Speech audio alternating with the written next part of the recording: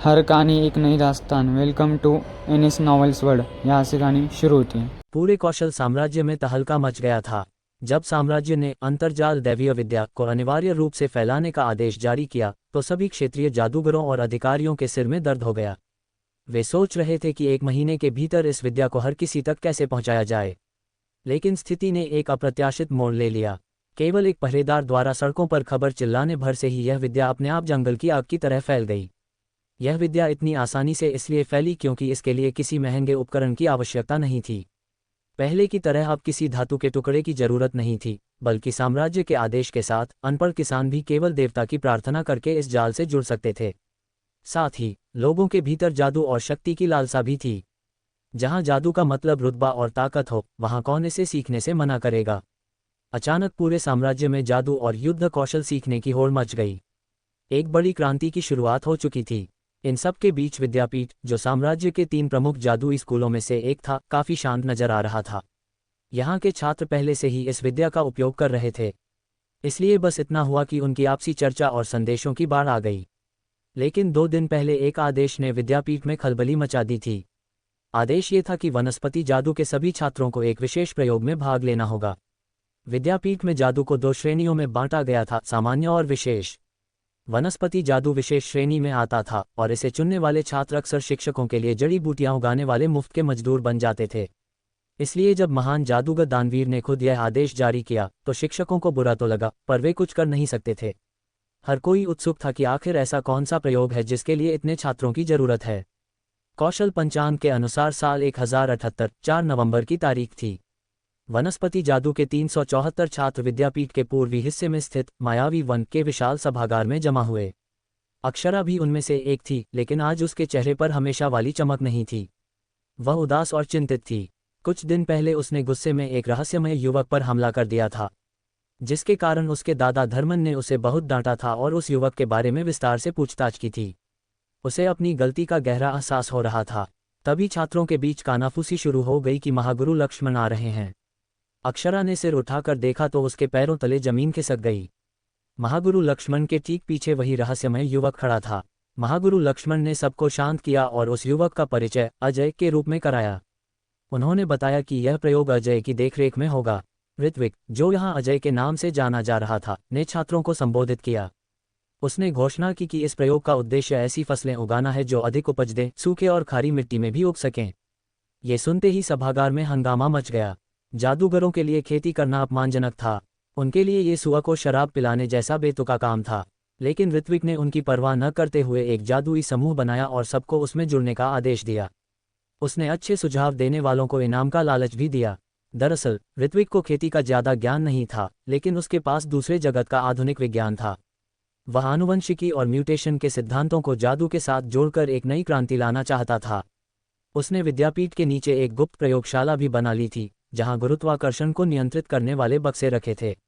उधर विलासनगर के बड़े जमींदार गुस्से में थे। उनके खेतों में काम करने वाले सस्ते मजदूर, यानी ये छात्र, अब उनसे छीन लिए गए थे। वे सब मिलकर दानवीर के पास शिकायत करने की योजना बना रहे थे। विद्यापीठ में भी अजय को लेकर तरह तरह की अफवाहें उड़ रही थीं। कोई उसे विदेशी जादूगर बता रहा था, तो कोई दानवीर का नाजायज बेटा। इन अफवाहों के बीच अक्षरा डरते डरते मायावी वन के दरवाजे पर पहुंची। उसे अंदर से एक आवाज आए और वह कांपते हुए भीतर गई। वहां उसने देखा कि अजय एक तहखाने में है। वह नीचे गई और देखा कि वहां कोई डरावनी जगह नहीं, बल्कि रोशनी से जगमगाती एक आधुनिक प्रयोगशाला थी। अक्षरा ने माफी मांगते हुए एक बीज निकाला, जिससे एक बड़ा फूल खिला और उसके बीच से एक विशाल अंडा निकला। यह एक महानाग का अंडा था। ऋत्विक ने अंडे को छूकर देखा और समझ गया कि यह लगभग मर चुका है। अक्षरा ने बताया कि यह उसकी माफी का उपहार है। इस दुनिया में महानाग देवताओं के समान शक्तिशाली माने जाते थे। एक मृतप्राय महानाग का अंडा भी अमूल्य था। अक्षरा के जाने के बाद ऋत्विक खुशी से झूम उठा। अगर वह इसे बचा पाया तो उसके पास एक महानाग होगा। उसने अनुबंध के देवता की शक्तियों का उपयोग करके अंडे के साथ एक जीवन साझा अनुबंध करने की कोशिश की। अंडे के भीतर एक नन्ही चेतना, जिसे अपना नाम आदि पता था, अंधेरे और ठंड में सिमटी हुई थी। उसे याद था कि कभी उसे बाहर से थपथपाने की आवाजें और महानागों की भाषा सुनाई देती थी, लेकिन एक दिन एक बड़े धमाके के बाद सब शांत हो गया। ठंड बढ़ती गई और उसकी चेतना धुंधली होती गई। वह बहुत लंबे समय से सो रहा था, शायद हमेशा के लिए। तभी उसे एक जानी पहचानी दैवीय सुगंध महसूस हुई। उसने अपनी बची खुची ताकत से उस सुगंध की ओर बढ़ने की कोशिश की। अचानक अंधेरे में अनगिनत जुगनू जैसे शब्द तैरने लगे। ये महानागों की भाषा के शब्द थे। आदि ने उन्हें स्वीकार किया और एक जबरदस्त जीवन शक्ति उसके भीतर दौड़ गई। उसने आभार व्यक्त करने की कोशिश की, धन्यवाद। ऋत्विक को जैसे ही अनुबंध पूरा होने का एहसास हुआ, उसका चेहरा सूखने लगा और बाल सफ़ेद होने लगे। महानाग का अंधा उसकी जीवन शक्ति खींच रहा था। घबराहट में ऋत्विक ने तुरंत उन राक्षसों की जीवन शक्ति खींचना शुरू कर दिया जिनके साथ उसने पहले अनुबंध किया था। कुछ ही पलों में उसका चेहरा फिर से सामान्य हो गया। अंधा अब चमक रहा था। ऋत्विक ने खुशी से उसे एक जादुई अग्निपुष्प में सुरक्षित रख लिया और उसे अपनी मुख्य हवेली में भेज दिया। अंधे के भीतर आदि अब सुरक्षित महसूस कर रहा था और गहरी नींद में चला गया। उसे फिर से वही जानी पहचानी धड़कनें सुनाई देने लगी थीं। अपनी मुख्य हवेली में लौटकर ऋत्विक ने अंतर्जाल की स्थिति जांची। 2 हफ्तों में 1 करोड़ से ज़्यादा लोग इससे जुड़ चुके थे। ये जाल महामारी की तरह फैल रहा था। ऋत्विक ने देखा कि पुराने तरीके से काम नहीं चलेगा, इसलिए उसने मंच को अलग अलग विषयों और शहरों के आधार पर बांटने का फैसला किया। उसने तुरंत नया अपडेट जारी किया। इस बदलाव ने कौशल साम्राज्य के लोगों को हैरान कर दिया। यह उनके लिए एक नई दुनिया थी। ऋत्विक ने दैवीय दृष्टि का उपयोग करके सीमा पर रहने वाले एक बूढ़े व्यक्ति को देखा। वह बूढ़ा आदमी अंतर्जाल की स्क्रीन से निकल रही रोशनी में टोकरियां बुन रहा था। उसकी पत्नी ने उसे सोने के लिए कहा, लेकिन उसने कहा कि इस रोशनी की मदद से वह ज़्यादा काम कर सकता है। ऋत्विक को झटका लगा। उसे एहसास हुआ कि साम्राज्य में साक्षरता बहुत कम है। लोग उसके आविष्कार को पढ़ने के लिए नहीं, बल्कि रोशनी के लिए इस्तेमाल कर रहे थे। उसने सोचा, मुझे एक मशाल जैसा विकल्प बनाना ही होगा। वह भी इस पर विचार कर ही रहा था कि उसे एक गुप्त संदेश मिला। यह उसी वनस्पति जादू के समूह की एक छात्रा का संदेश था। ऋत्विक हैरान रह गया क्योंकि उस संदेश में 36,000 से अधिक शब्द थे। केवल 12 घंटों में इतना लंबा लेख। 374 छात्रों में से केवल उसी ने सुझाव भेजा था। ऋत्विक ने तय किया कि चाहे सुझाव कैसा भी हो, इस मेहनत के लिए उसे इनाम जरूर मिलेगा। उसने ध्यान से उस लेख को पढ़ना शुरू किया। एलिन बिल्कुल भी एक रईस जादूगर की शिष्या नहीं लगती थी। वह सांवली और दुबली पतली थी और उसकी सफ़ेद पोशाक बार बार धोने से खुरदुरी हो गई थी। उसके ज़्यादा दोस्त नहीं थे क्योंकि लोग उससे बात करना पसंद नहीं करते थे। इसकी मुख्य वजह उसकी अजीब सोच थी। जब सब लोग अजय का मजाक उड़ा रहे थे कि उसने विद्यापीठ के सारे छात्रों को खेती में लगा दिया है, तब एलिन बेहद खुश थी। किसी को नहीं पता था कि उसने वनस्पति जादू इसलिए नहीं चुना था क्योंकि यह आसान या फ़ायदेमंद था, बल्कि इसलिए क्योंकि वह फसलें उगाना चाहती थी। स्कूल के रिकॉर्ड में दर्ज था कि उसकी माँ की मौत बीमारी से हुई थी, लेकिन सच ये था कि वह भूख से मरी थी। भूख मिटाने के लिए उन्होंने कोई जहरीली जंगली घास खा ली थी। एलिन जानती थी कि भूख का असली दर्द क्या होता है। उसकी माँ ने एक बार उन्हें सुलाने के लिए खाली बर्तन में पत्थर उबाला था ताकि उन्हें लगे कि खाना बन रहा है। जादूगर की शिष्या बनने के बाद उसने अपना सारा समय फसलें उगाने में लगा दिया। लेकिन जादू के बिना कुछ भी संभव नहीं था और उसके प्रयोग असफल रहे। इसलिए जब उसे पता चला कि रहस्यमय अजय फसलें उगाना चाहता है, तो उसकी खुशी का ठिकाना नहीं रहा। उसने अजय को अपने विचार लिखकर भेजे, लेकिन जवाब न मिलने पर निराश हो गई। अगली सुबह वह अपनी कक्षाओं के बाद सीधे मायावी वन पहुंची। अजय ने सभी छात्रों से गोपनीयता अनुबंध पर हस्ताक्षर कराए। फिर उसने अचानक पूछा, एलिन कौन है? एलिन घबरा गई, लेकिन अजय ने उसे मंच पर बुलाया और सबके सामने उसे एक बैंगनी हिमकाष्ठ की जादुई छड़ी उपहार में दी। ये बहुत कीमती थी। अजय ने उसे अपना सहायक बनने का प्रस्ताव दिया, जिसे एलिन ने खुशी खुशी स्वीकार कर लिया। अजय ने छात्रों को बीज दिए और उन्हें जादुई बक्सों में उगाने को कहा। ये काम बहुत आसान था, जिससे कुछ छात्र नाराज थे, लेकिन जैसे जैसे पौधे बड़े हुए, वे अजीब तरह से बदलने लगे। लौकी जुड़वा हो गई, बीन्स इंसान से लंबी हो गईं और अनाजों से सफ़ेद तरल निकलने लगा। ये सब बिना किसी छेड़छाड़ के सिर्फ विकास की गति बढ़ाने से हुआ था। छात्र डर गए क्योंकि ये देवताओं के अधिकार क्षेत्र में दखल देने जैसा था। अजय ने उन्हें शांत किया और नोट्स लेने को कहा। एलिन और अक्षरा समझ गईं कि अजय कोई साधारण जादूगर नहीं है, वह नई प्रजातियां बना रहा है। अक्षरा ने घर जाकर अपने दादा धर्मन को ये बात बताई। धर्मन, जो साम्राज्य के सबसे बड़े वनस्पति जादूगर थे, समझ गए कि यह उनके लिए एक बड़ा मौका है। वे भी अजय के प्रयोग में शामिल हो गए। अजय ने उन्हें और एलिन को जीन सिद्धांत समझाया, जिससे उनके ज्ञान के द्वार खुल गए। एलिन ने घर जाकर एक जंगली सब्जी मेलोक पर प्रयोग किया और एक ऐसी किस्म विकसित की जो कड़वी नहीं थी। अजय ने उसकी तारीफ की। अगले दिन एलिन खुशी खुशी वह पौधा लेकर जा रही थी कि रास्ते में उसे मार्च नाम का एक घमंडी जादूगर मिला। मार्च उन बागान मालिकों में से था जो छात्रों को मुफ्त मजदूर की तरह इस्तेमाल करते थे। अजय द्वारा छात्रों को ले जाने से वे नाराज थे। मार्च ने एलिन से पौधा छीना और उसे जमीन पर पटक कर नष्ट कर दिया।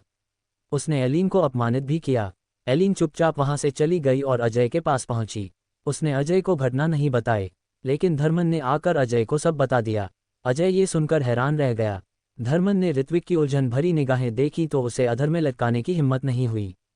उसने जल्दी से कहा, श्रीमान को विद्यापीठ का चर्चा मंच देखना चाहिए। वहां इस घटना पर पहले ही तीखी बहस छिड़ी हुई है। ऋत्विक ने यह सुना और उसके सामने मायावी स्क्रॉल खुलने लगा। उसने सधे हुए हाथों से विद्यापीठ के मंच में प्रवेश किया। खोज पट्टी में उसने अवनी का नाम डाला और तुरंत उसके सामने दर्जनों संदेश आ गए। बड़ी खबर, जादूगर शिक्षक मिहिर ने अवनी को अपमानित किया और उसे घुटनों के बल बैठकर भीख मांगने पर मजबूर किया। क्या ये सच है? मैंने अपनी आंखों से देखा। अवनी का गमला भी तोड़ दिया गया और आप अभी भी वहां टुकड़े देख सकते हैं। वे माया वन के सामने 300 कदम की दूरी पर बरखा उपवन में हैं। अवनी, कितना जाना पहचाना नाम है। क्या वह वही भाग्यशाली लड़की है जिसे अजय से बैंगनी हिमलकड़ी की जादुई छड़ी मिली थी? वही है। तरह तरह की अफवाहें चल रही हैं। मैं रिकॉर्ड ठीक कर दूं। जब मैंने देखा तो ऐसा लगा कि अवनी ने शिक्षक मिहिर का अपमान किया था और इसीलिए शिक्षक मिहिर ने अवनी का गमला तोड़ दिया। ऐसा कौन सा अपराध हो सकता है जो इतना गंभीर हो? एक जादूगर शिक्षक एक प्रशिक्षु के लिए चीजें इतनी मुश्किल क्यों करेगा? वह निश्चित रूप से जानता था कि उसका रक्षक कौन है। तो ये वास्तव में अवनी को अपमानित करके अजय को अपमानित करने के लिए किया गया था। अब अच्छा तमाशा देखने को मिलेगा। जब से अजय आए हैं उन्होंने लकड़ी तत्व के सभी जादूगर प्रशिक्षुओं को अपने पास ले लिया है। कुछ शिक्षक पहले से ही गुस्से में हैं, इसलिए यह निश्चित रूप से कोई आकस्मिक घटना नहीं थी। अवनी, जो शायद ही कभी लोगों के दिमाग में आती थी, अब विद्यापीठ के मंच पर केवल 2 चीज़ों के लिए चर्चा में थी। पहली बात यह थी कि उसे ऋत्विक से इनाम मिला था और दूसरी यह कि उसे मिहिर द्वारा अपमानित किया गया था। मंच के संदेशों को पढ़ते हुए ऋत्विक की निगाहें और भी ठंडी होती गईं। अवनी, जरा यहाँ आना, ऋत्विक चिल्लाया। हालांकि उसकी आवाज़ तेज नहीं थी, लेकिन ये पूरी भूमिगत प्रयोगशाला में गूंज उठी। पास में ही काम बांट रही अवनी जल्दी से दौड़ती हुई आई। क्या आप मुझे ढूंढ रहे हैं, श्रीमान अजय? अवनी ने ऋत्विक की ओर देखते हुए डरते हुए पूछा, जो काफी गंभीर लग रहे थे। मिहिर ने तुम्हारे लिए मुसीबत खड़ी की, ऋत्विक ने सर्द भाव से कहा। नहीं, अवनी ने स्वाभाविक रूप से इनकार किया, लेकिन जब उसने अजय की निगाहें देखी तो अंततः सिर हिला दिया। मुझे बताओ कि वास्तव में क्या हुआ था। ऋत्विक की आवाज़ बेहद शांत थी। अवनी ने घबराहट में अपने होंठ काटे और फिर दबी आवाज़ में ईमानदारी से उसे पूरी घटना बता दी। तुमने मुझे पहले क्यों नहीं बताया? यह मैंने ही शिक्षक मिहिर का अपमान किया था। इसका श्रीमान से कोई लेना देना नहीं है, अवनी ने जल्दी से सफाई दी। ऋत्विक ने अवनी के घबराए हुए चेहरे को देखा और कुछ नहीं कहा। फिर वह मुड़ा और प्रयोगशाला से बाहर निकलने के लिए चल पड़ा। धर्मन ने ये देखा और अचानक उसे कुछ सूझा। वह जल्दी से चिल्लाया, श्रीमान अजय, आप क्या करने की कोशिश कर रहे हैं? ऋत्विक पूरी तरह से चुप था। उसने न तो जवाब दिया और न ही रुका। क्या आप मिहिर को खोजने जा रहे हैं? अरे, 1 मिनट रुकिए। धर्मन घबरा गया और जल्दी से उसका पीछा किया। उसके चिल्लाने से भूमिगत प्रयोगशाला के सभी जादूगर प्रशिक्षु भी सतर्क हो गए। कई लोगों ने देखा और चर्चा की। क्या हुआ? ऐसा लगता है कि श्रीमान अजय बहुत गुस्से में हैं क्योंकि शिक्षक मिहिर ने अवनी को अपमानित किया है। मंच पर देखो, सब वहां है। श्रीमान अजय अब कहाँ जा रहे हैं? मुझे नहीं पता। घटना के बारे में सुनने के बाद वह बस मुड़े और चले गए। धत्तेरे की, क्या तुम्हें लगता है कि वह अब मिहिर से हिसाब बराबर करने जा रहे हैं? हे भगवान! जादूगर प्रशिक्षु इस विचार से सदमे में एक दूसरे को देख रहे थे। अचानक उनमें से एक अपनी जिज्ञासा को और नहीं दबा सका और उनके पीछे भागा। एक बार जब यह व्यक्ति चलने लगा तो इसने एक भेड़चाल प्रभाव पैदा कर दिया। आखिरकार उनमें से कई अभी भी अपने काम का इंतजार कर रहे थे, इसलिए उन सब ने भी पीछे जाने का फैसला किया। यहाँ तक कि जिनके पास पहले से काम थे उन्होंने भी अपने साथियों को बाहर जाते देख अपने काम छोड़ने और उनके पीछे जाने का फैसला किया। जब हर कोई अपराधी हो तो कानून लागू नहीं किया जा सकता है न? अवनी उस समय पूरी तरह से स्तब्ध थी। थोड़ी देर बाद उसे होश आया और वह तेजी से उनके पीछे भागी। ऋत्विक बहुत तेज नहीं चल रहा था, इसलिए हर कोई उसके पास पहुंच गया। वे केवल देख सकते थे कि स्वामी धर्मन उसके बगल में लगातार बात कर रहे थे। ऐसा लग रहा था कि वह उसे शांत करने की कोशिश कर रहे थे। श्रीमान अजय चुपचाप स्कूल से बाहर चलते रहे। उनके पीछे जादूगर प्रशिक्षुओं का एक बड़ा समूह था। वह दृश्य शानदार लग रहा था। इसने बाहर जाते समय कई जादूगर प्रशिक्षुओं और यहाँ तक कि शिक्षकों को भी चौंका दिया। हर कोई यह पता लगाने की कोशिश कर रहा था कि क्या हो रहा है। क्या वे समूह भ्रमण पर जा रहे थे? यहाँ तक कि विद्यापीठ के चर्चा मंच पर भी हंगामा मच गया। क्या हुआ? अजय और लोगों का वह समूह क्या कर रहा था? क्या माया वन किसी बड़े पैमाने के जादुई प्रयोग के लिए क्षेत्र भ्रमण पर जा रहा है? लोगों का इतना बड़ा समूह स्कूल से बाहर क्यों जा रहा है? किसी के पास कोई विचार है? कौन हमें इसके बारे में बता सकता है? मैं बहुत उत्सुक हूँ। उस समय अंतर्जाल की सुविधा पूरी तरह से प्रदर्शित हुई थी। वास्तव में घटना को देखने के लिए केवल एक व्यक्ति की आवश्यकता थी और पूरे स्कूल को इसके बारे में पता चल जाता। मंच पर तरह तरह की टिप्पणियां थीं। कुछ जिन्हें तमाशा पसंद था और जिनके पास उस समय करने के लिए कुछ नहीं था, उन्होंने उनका पीछा करने का फैसला किया। इससे लोगों का एक और बड़ा समूह बन गया जो उनके पीछे चल रहा था। आखिरकार किसके पास कुछ अच्छे दोस्त नहीं होते? एक बार जब ऋत्विक स्कूल के फाटकों से बाहर निकला तो उसके पीछे लगभग 700 जादूगर प्रशिक्षु चल रहे थे। वह स्कूल की छात्र आबादी का लगभग 1/4 था। कहने की जरूरत नहीं है, जब लोगों का वह समूह सड़क पर चला तो विलासनगर में हंगामा मच गया। कौशल साम्राज्य की राजधानी होने के नाते विलासनगर में सभी प्रकार के प्रतिभाशाली लोग रहते थे। नागरिक कभी कभी सड़कों पर काले चोगे में जादुई देवताओं को भी देखते थे। लेकिन फिर भी किसी ने भी पहले कभी 700-800 जादूगर प्रशिक्षुओं को एक साथ बाहर जाते नहीं देखा था। ये वास्तव में पहली बार था। क्या हो रहा है? मुझे कोई पता नहीं है। जल्दी, क्या हमें अंतर्जाल पर जांच करनी चाहिए? अंतर्जाल पर ज्यादा कुछ नहीं है। हम जाकर पता क्यों नहीं करते?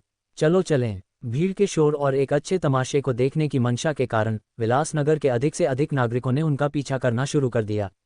भीड़ बर्फ के गोले की तरह बड़ी और बड़ी होती गई। ऋत्विक, जो सबसे आगे चल रहा था, एक उल्कापिंड जैसा लग रहा था जो अपने पीछे एक बहुत लंबी पूंछ खींच रहा हो। वह इतना चमकदार था। उसके बगल में चल रहे धर्मन को बहुत बुरा लग रहा था। इस समय सभी का ध्यान उन पर था, इसलिए उसके लिए न तो रुकना उचित था और न ही जाना। मुख्य बात यह थी कि वह भी थोड़ा भ्रमित हो रहा था। अजय अब क्या करने की कोशिश कर रहा है? अगर वह मिहिर के लिए मुसीबत खड़ी करना चाहता है तो क्या उसे मिहिर के निवास की ओर नहीं जाना चाहिए? और अगर वह दानवीर से शिकायत करना चाहता था तो उसे जादुई गोलाकार मीनार की ओर भी जाना चाहिए था, है ना? वह शहर से बाहर क्यों जा रहा है? भीड़ के शोर और मंच के हंगामे के बीच ऋत्विक शहर से बाहर गया और एक व्यवस्थित जादुई खेत पर रुक गया। धर्मन, अगर मुझे सही याद है तो मिहिर का बागान इसी बिंदु से शुरू होता है और 1300 कदम बाहर की ओर फैला है ना? मेरे प्यारे दादाजी, आप आखिरकार बोल रहे हैं। धर्मन इतना उत्तेजित था कि उसे रोने का मन हुआ और उसने जल्दी से कहा, हाँ ये सही है श्रीमान अजय। आप क्या करने की कोशिश कर रहे हैं? ऋत्विक मुस्कुराया और मुड़कर अवनी को हाथ हिलाया। अवनी तेजी से दौड़ती हुई आई और वह पहले से भी ज्यादा घबराई हुई लग रही थी।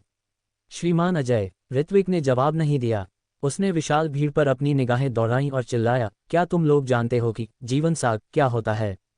दैवीय शक्ति के साथ उसकी आवाज़ अभी भी हर किसी के कानों में स्पष्टता के साथ जाने में सक्षम थी, भले ही उसकी आवाज़ तेज नहीं थी। ज्यादातर जादूगर प्रशिक्षु हैरान लग रहे थे, लेकिन विलासनगर के नागरिक एक दूसरे को सदमे में देख रहे थे। उन्हें नहीं पता था कि वह जादूगर इसका जिक्र क्यों कर रहा है। कुछ लोग जोर से चिल्लाए, जादूगर स्वामी, मैं जानता हूँ। यह एक जंगली सब्जी है। सर्दियों में पहाड़ियाँ इनसे भर जाती हैं। ऋत्विक ने सिर हिलाया, ये सही है, यह एक तरह की जंगली सब्जी है। मैं उन लोगों को इसका परिचय देता हूं जो जीवन साग के बारे में नहीं जानते। ग्रामीण इलाकों में अनगिनत किसान कठोर सर्दियों में जीवित रहने के लिए जीवन साग पर निर्भर हैं। जीवन साग को भोजन माना जाता है, लेकिन साथ ही वे बुरे भी हैं। न केवल ये कड़वा है, बल्कि इसे बहुत अधिक खाने पर आपको पेट दर्द, दस्त और यहाँ तक कि मृत्यु भी हो सकती है। लेकिन अगर आप नहीं खाते हैं तो भी आप मर जाते हैं। यदि आप उन्हें खाते हैं तो कम से कम आपके पास जीवित रहने का मौका होगा। ऋत्विक का संदेश सुनकर उसका पीछा करने वाली भीड़ शांत होने लगी। कुछ तिरस्कारपूर्ण थे, कुछ भ्रमित थे, और कुछ की आंखें चमक उठी क्योंकि दर्द ने उनके दिलों की गहराइयों को छू लिया था। वह ऋत्विक ने अवनी की कलाई पकड़ ली और उसका हाथ ऊपर उठा दिया। मेरी सहायक, अवनी एक असाधारण जादूगर प्रशिक्षु है। उसने अंततः अनगिनत दिनों और रातों के प्रयोग के बाद जादू से विषाक्त पदार्थों और कड़वाहट को हटा दिया। इसे जादुई रूप से संशोधित करने की भी आवश्यकता नहीं है और जब आप इसे घर लाते हैं तो सीधे लगाया जा सकता है। क्या आप जानते हैं कि इसका क्या मतलब है? इसका मतलब है कि हमारे पास एक सब्जी होगी जो सर्दियों में जीवित रहती है। कोई कड़वाहट नहीं, कोई विषाक्त पदार्थ नहीं, कोई दस्त नहीं और कोई मौत नहीं। भीड़ पूरी तरह से खामोश थी। बहुत से लोग ऋत्विक के बगल में उस सांवली और दुबली लड़की को सदमे में देखने लगे। अवनी भी अपने आदर्श श्रीमान अजय को भ्रम में देख रही थी। उसके दिल में एक आवाज़ लगातार बात कर रही थी, हैं, क्या मैंने इसे केवल एक रात में नहीं किया? यह अनगिनत दिन और रातें कैसे बन गईं? इसके अलावा मुझे यकीन नहीं है कि सफ़ेद फूलों वाला झूरीदार जीवन साग जहरीला नहीं है। मैं केवल ये पुष्टि कर सकती हूँ कि यह कड़वा नहीं है। इससे पहले कि उसका दिमाग प्रतिक्रिया कर पाता, ऋत्विक अचानक गुस्से में चिल्लाया, ये वह जंगली सब्जी थी जिसे जादूगर शिक्षक मिहिर ने नष्ट कर दिया था, एक ऐसी सब्जी जो हजारों लोगों की जान बचा सकती थी। उसने एकमात्र नमूना नष्ट कर दिया। वह जादूगर प्रशिक्षुओं को फसलों और जंगली सब्जियों पर शोध करने की अनुमति नहीं देता है क्योंकि उसके जादुई बागान को जादूगर प्रशिक्षुओं की आवश्यकता है। ऋत्विक कुछ देर रुका और फिर गुस्से वाली आवाज में बोला, क्या तुम लोगों को लगता है कि उसे दोषी ठहराया जाना चाहिए? भीड़ सन्नाटे में डूब गई। दोषी? भीड़ के बीच में एक मामूली धीमी बुदबुदाहट गूंजी। दोषी? किसी ने दोहराया। दोषी? और लोग भी शामिल होने लगे। दोषी? हर कोई एक साथ जोर से चिल्ला रहा था। दोषी? गरजती हुई चीखें अन्य सभी आवाज़ों को ढकने लगीं और दुनिया के उस हिस्से में एकमात्र आवाज़ बन गईं। वह क्या है? ठीक उसी समय गरजती हुई चीखें अचानक लड़खड़ा गईं। अनगिनत लोगों ने अपनी आंखें डर से चौड़ी कर लीं जब उन्होंने ऋत्विक की पीठ को देखा। लगभग 30 मीटर चौड़ा एक विशाल 6 कोनों वाला सितारा व्यू ऋत्विक की पीठ के पीछे ऊपर उठने लगा। ये बिल्कुल सूरज जैसा लग रहा था। चौंकती हुई निगाहों के साथ अनगिनत विलासनगर निवासियों ने देखा कि कैसे गहरे लाल लावा से ढका 20 मीटर ऊंचा एक दैत्य 6 कोनों वाले सितारा व्यू से बाहर निकला। मिहिर, तुमने मेरे लोगों का भोजन नष्ट कर दिया, तो मैं तुम्हारे जादुई बागान को नष्ट कर दूंगा। इसे मेरे लिए तोड़ दो। उग्र घोषणा पूरे विलासनगर में गूंज उठी।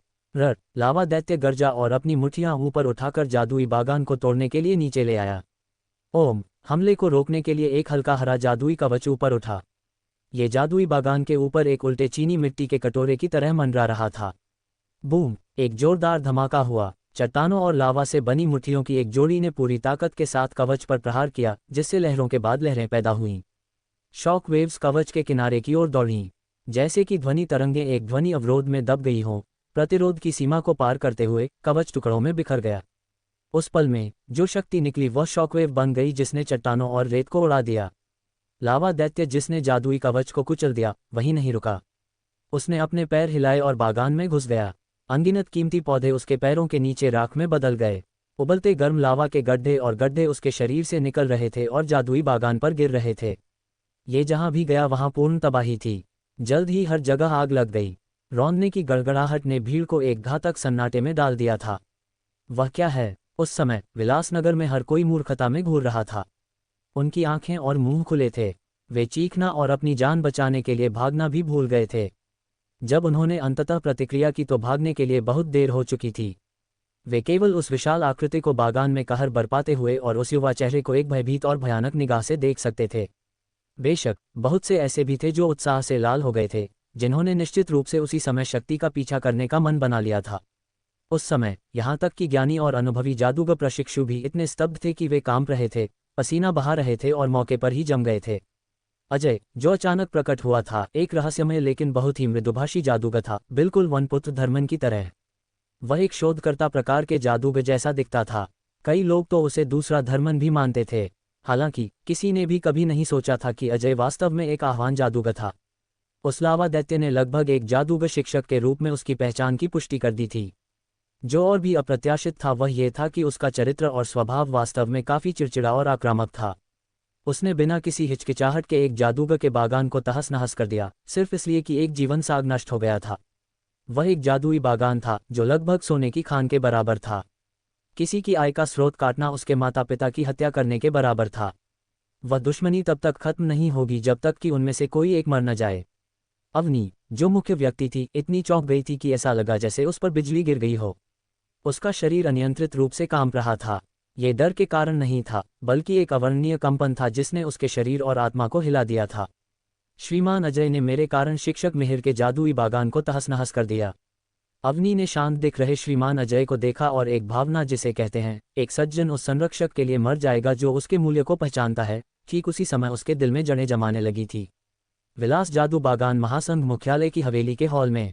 मिहिर, क्या ये सच है कि तुमने अजय की सहायक को अपमानित किया? तुम्हें इसके बारे में कैसे पता चला? मिहिर ने अपने अच्छे दोस्त अथर्व को हैरान भाव से देखा। ये घटना पहले ही विद्यापीठ के मंच पर फैल रही है। तुम बहुत आवेगी हो। वह सिर्फ एक मामूली जादूगर प्रशिक्षु है। तुम्हें उसे सार्वजनिक रूप से अपमानित क्यों करना पड़ा? अपनी प्रतिष्ठा को नुकसान पहुंचाने के अलावा तुमने अजय को भी नाराज कर दिया है। कैसी प्रतिष्ठा? मैं पहले ही समझ चुका हूं कि जब तक मेरे पास पूर्ण शक्ति है, मेरी पीठ पीछे बात करने की हिम्मत कौन करेगा? क्या जादुई देवता बनने से पहले दानवीर की अच्छी प्रतिष्ठा थी? मिहिर ने लापरवाही से जारी रखा। रही बात अजय की, हाँ, वह बस दानवीर का कुत्ता है। वह कुछ नहीं है। महासंघ के कई सदस्यों ने स्वाभाविक रूप से सहमति में सिर हिलाया। मिहिर के शब्द कठोर थे लेकिन वे समझ में आते थे। सज्जनों, अजय के रवैये को देखते हुए दानवीर की भूख काफी बड़ी है। आप सज्जन क्या सोचते हैं कि हमें क्या करना चाहिए? यदि बुरा से बुरा हुआ तो हम स्वामी बलराज के साथ जुड़ जाएंगे। हम छोड़ सकते हैं, लेकिन हम अपनी जमीनें अपने साथ ले जाएंगे। ... उनकी चर्चा के बीच एक ध्वनि तरंग ने हवेली की अनगिनत जादुई सुरक्षाओं को भेद दिया और उन सभी के कानों में प्रवेश कर गई। मिहिर, तुमने मेरे लोगों का भोजन नष्ट कर दिया तो मैं तुम्हारे जादुई बागान को नष्ट कर दूंगा। इसे मेरे लिए तोड़ दो। उन सभी ने ये सुनने के बाद स्वाभाविक रूप से मिहिर की ओर देखा। मिहिर के चेहरे का भाव काफी बदल गया और एक भयानक जोर की आवाज सुनाई दी जब वह सोफे से खड़ा हुआ। ये शहर के बाहर से आया था। अरे नहीं, आवाज से लग रहा है, ऐसा लगता है कि यह मिहिर के बागान की सामान्य दिशा से उत्पन्न हुआ है। हर कोई अपनी आंखों में सदमे के साथ एक साथ मिहिर को देख रहा था। मिहिर अब जहां था वहां नहीं रह सकता था। वह एक पागल आदमी की तरह उत्तोलन तकनीक का उपयोग करके बाहर भागा। हर कोई एक दूसरे को घूरता रहा, इससे पहले कि वे तेजी से उसका पीछा करते। वहां मौजूद लगभग हर कोई लाल चोगे वाला जादूगर शिक्षक या यहां तक कि बैंगनी चोगे वाला महाजादूगर शिक्षक था। जब उन सभी ने आकाश में उड़ान भरी और शहर के बाहर मिहिर के बागान का दृश्य देखा, वे पूरी तरह से हैरान थे, भले ही उनके पास विशाल अनुभव था। उनके मुंह खुले के खुले रह गए। मिहिर की आंखें भी लाल हो गईं। उसके माथे पर हरी नसें भी उभर आई थीं। अजय, मैं तुम्हें मारने जा रहा हूं।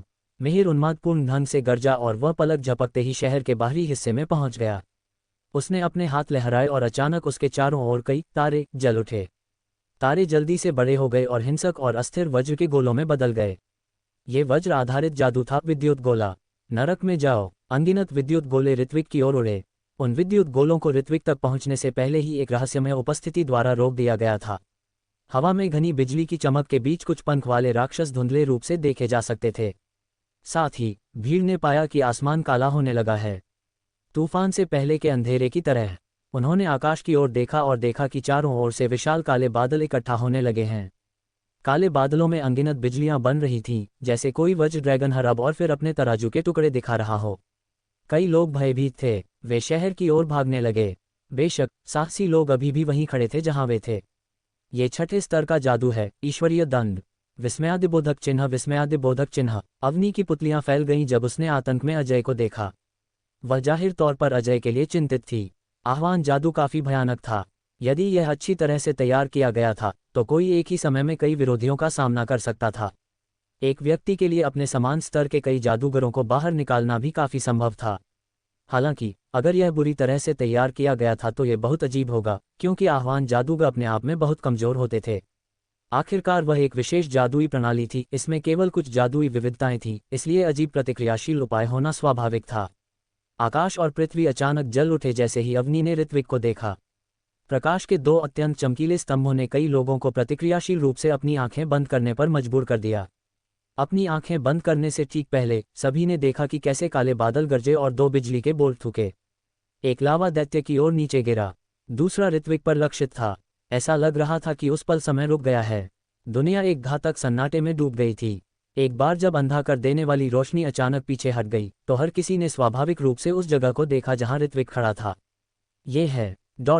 बाद में आई गड़गड़ाहट की आवाज के बीच हर कोई अपने सामने के दृश्य से इतना हैरान था कि ऐसा लग रहा था जैसे उन्होंने अपनी आत्मा खो दी हो।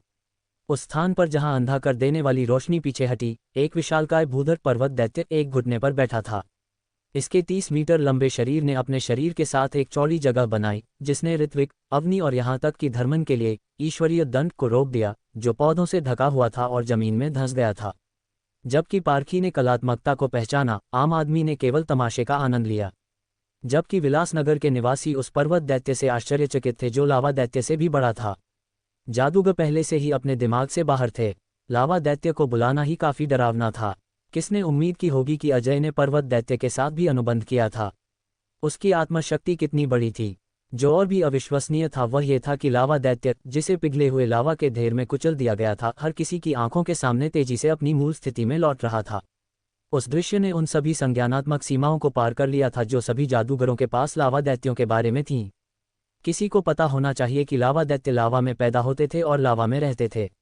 लावा में उनकी लड़ने की ताकत लगभग एक अर्ध देवता के बराबर थी और उन्हें मारना लगभग असंभव था। बेशक इसका मतलब यह नहीं था कि लावा दैत्य अजेय थे। यदि वे एक शक्तिशाली बल द्वारा मारे जाते तो भी वे मर जाते, जिसके परिणामस्वरूप उनके शरीर का विघटन हो जाता। भले ही वे लावा कुंड में हों और उनकी आत्मा का एक हिस्सा बचा हो, उन्हें अपने शरीर के पुनर्निर्माण में सक्षम होने से पहले सैकड़ों और हजारों वर्षों की आवश्यकता होगी। उन लावा दैत्यों की तो बात ही छोड़िए जो लावा कुंडों से दूर थे। यह एक निश्चित मृत्यु होती। हालांकि अजय का लावा दैत्य उनके सभी ज्ञात जादुई ज्ञान का खंडन कर रहा था। लावा दैत्य ने अपना सिर उठाया और गरजा। उसके मुंह से एक गर्म लौ निकली जो आकाश में मंडरा रहे मिहिर पर निर्देशित थी। मिहिर ने तेजी से इसे टाला और डर के साथ ऋत्विक को देखा। एक जादूगर शिक्षक होने के नाते सबसे शक्तिशाली जादू जिसमें उसने महारत हासिल की थी वह छठे स्तर पर था, और उसके पास इसका केवल एक ही रूप था जो था ईश्वरीय दंड। वह और क्या कर सकता था अगर ईश्वरीय दंड भी अजय को हराने के लिए पर्याप्त नहीं था। तीसरे से पांचवें स्तर के जादू की एक श्रृंखला के साथ अपने लिए अवसर बनाकर जैसे ही मिहिर ने अपने दांत भींचे और एक खतरनाक करीबी मुकाबले में शामिल होने का फैसला किया, उसे अचानक अपने पैरों पर ठंडक महसूस हुई। उसने जल्दी से अपना सिर नीचे किया और अपने पैरों की जांच की, जबकि उसने स्वाभाविक रूप से उत्तोलन तकनीक को नियंत्रित किया। उसके आतंक के लिए उसने पाया कि उसके दोनों पैर गायब थे और कटे हुए अंग सीधे जमीन पर गिर रहे थे। एक छाया पिशाच खून से सने अपने पंजों को एक भयानक अभिव्यक्ति के साथ चाट रहा था, ठीक उसी जगह जहां वह मूल रूप से खड़ा था। इसकी आकृति धीरे धीरे हवा में गायब हो रही थी। नहीं, मिहिर अपने कटे हुए अंगों की ओर आतंक में दौड़ा, उन्हें पुनः प्राप्त करने के प्रयास में। हालांकि जैसे ही वह अपने अंगों के करीब पहुंचा, उसकी दुनिया अचानक काली हो गई। एक विशाल हथेली ने उसे हवा में नीचे पटक दिया और उसे जमीन में धंसा दिया। दर्शकों की आंखों में उन्होंने केवल घुटने टेकने वाले पर्वत दैत्य को अचानक अपने मुड़े हुए घुटने को थोड़ा ऊपर उठाते हुए और दौड़ने की मुद्रा में आते देखा था। वह पलक झपकते ही बाहर निकला, ऊपर कूदा और मिहिर को नीचे पटक दिया। बूम! मिहिर को जमीन में कुचल दिया गया और एक मानव के आकार का गड्ढा बन गया। एक छाया पिशाच मानव के आकार के गड्ढे के बगल में दिखाई दिया और उसे उसमें से बाहर खींच लिया। मिहिर पहले ही बेहोश हो चुका था। उसका सिर नीचे लटका हुआ था और उसका शरीर चीरगुड़िया की तरह नर्म था। ये स्पष्ट था कि उसके शरीर की सभी हड्डियां चकनाचूर हो गई थीं। वह बहुत पहले ही मर गया होता, यदि यह उसकी जादूगर शिक्षक की मजबूत आत्मशक्ति और जादुई शक्ति उसे थामे रखने के लिए न होती। हवा का एक झोंका दुनिया के उस हिस्से में बह गया और अपने साथ गर्मी का संकेत ले आया। वह लावा दैत्य द्वारा उत्सर्जित गर्मी थी। दुनिया आखिरकार शांत हो गई। बहुत से लोग उस दृश्य को आतंक में देख रहे थे। वे एक जादूगर शिक्षक की शक्ति के संबंध में एक सहज भावना और स्पष्ट धारणा बनाने लगे थे, और जब उन्होंने अपनी निगाहें फिर से अजय की ओर मोड़ी तो वह डर से भरी थी। विशेष रूप से विलास जादू बागान महासंघ के सदस्य। उन्होंने महसूस कर लिया था कि यदि वे अजय को एक ही बार में नहीं मार सकते तो जादुई देवताओं के अलावा कोई भी उसका मुकाबला नहीं कर पाएगा जब वह प्राणियों का आह्वान करेगा। और वे ऐसे भयानक व्यक्ति का विरोध करने में सफल रहे। वे आंसुओं के कगार पर थे। फिर भी यह उनकी वर्तमान भावनाओं का वर्णन करने के लिए पर्याप्त नहीं था। अजय, जहां तक संभव हो उदार बनो। उसकी गलती का भुगतान बागान के साथ कर दिया गया है। कृपया उसे जाने दो। एक कोमल आवाज गूंजी। सभी को अचानक एहसास हुआ कि जादुई देवता दानवीर शहर की दीवार पर खड़े थे। उनका काला चोगा तेज हवा में लहरा रहा था। हर किसी के चेहरे पर अविश्वास का भाव था। अजय ने न केवल उसके बागान को नष्ट कर दिया, उसने अपने प्रतिद्वंद्वी को मौत के घाट उतारने तक पीटा भी। बात का सार ये था कि उसने विलास के लड़ाई न करने के प्रतिबंध को तोड़ दिया था, और फिर भी स्वामी दानवीर उसे कोमल आवाज में व्यक्ति को जाने देने के लिए कह रहे थे। तो क्या आप जादुई देवता हैं, या क्या अजय जादुई देवता है? ऋत्विक ने दानवीर की ओर देखा और कुछ बुदबुदाया। तुरंत बुलाए गए प्राणियों के पैरों के नीचे जादुई घेरे दिखाई दिए, और जैसे जैसे जादुई घेरे चमकीले होते गए उनकी आकृतियां गायब होने लगीं। कचरे की तरह छाया पिशाच द्वारा मिहिर को भी सड़क के किनारे फेंक दिया गया था।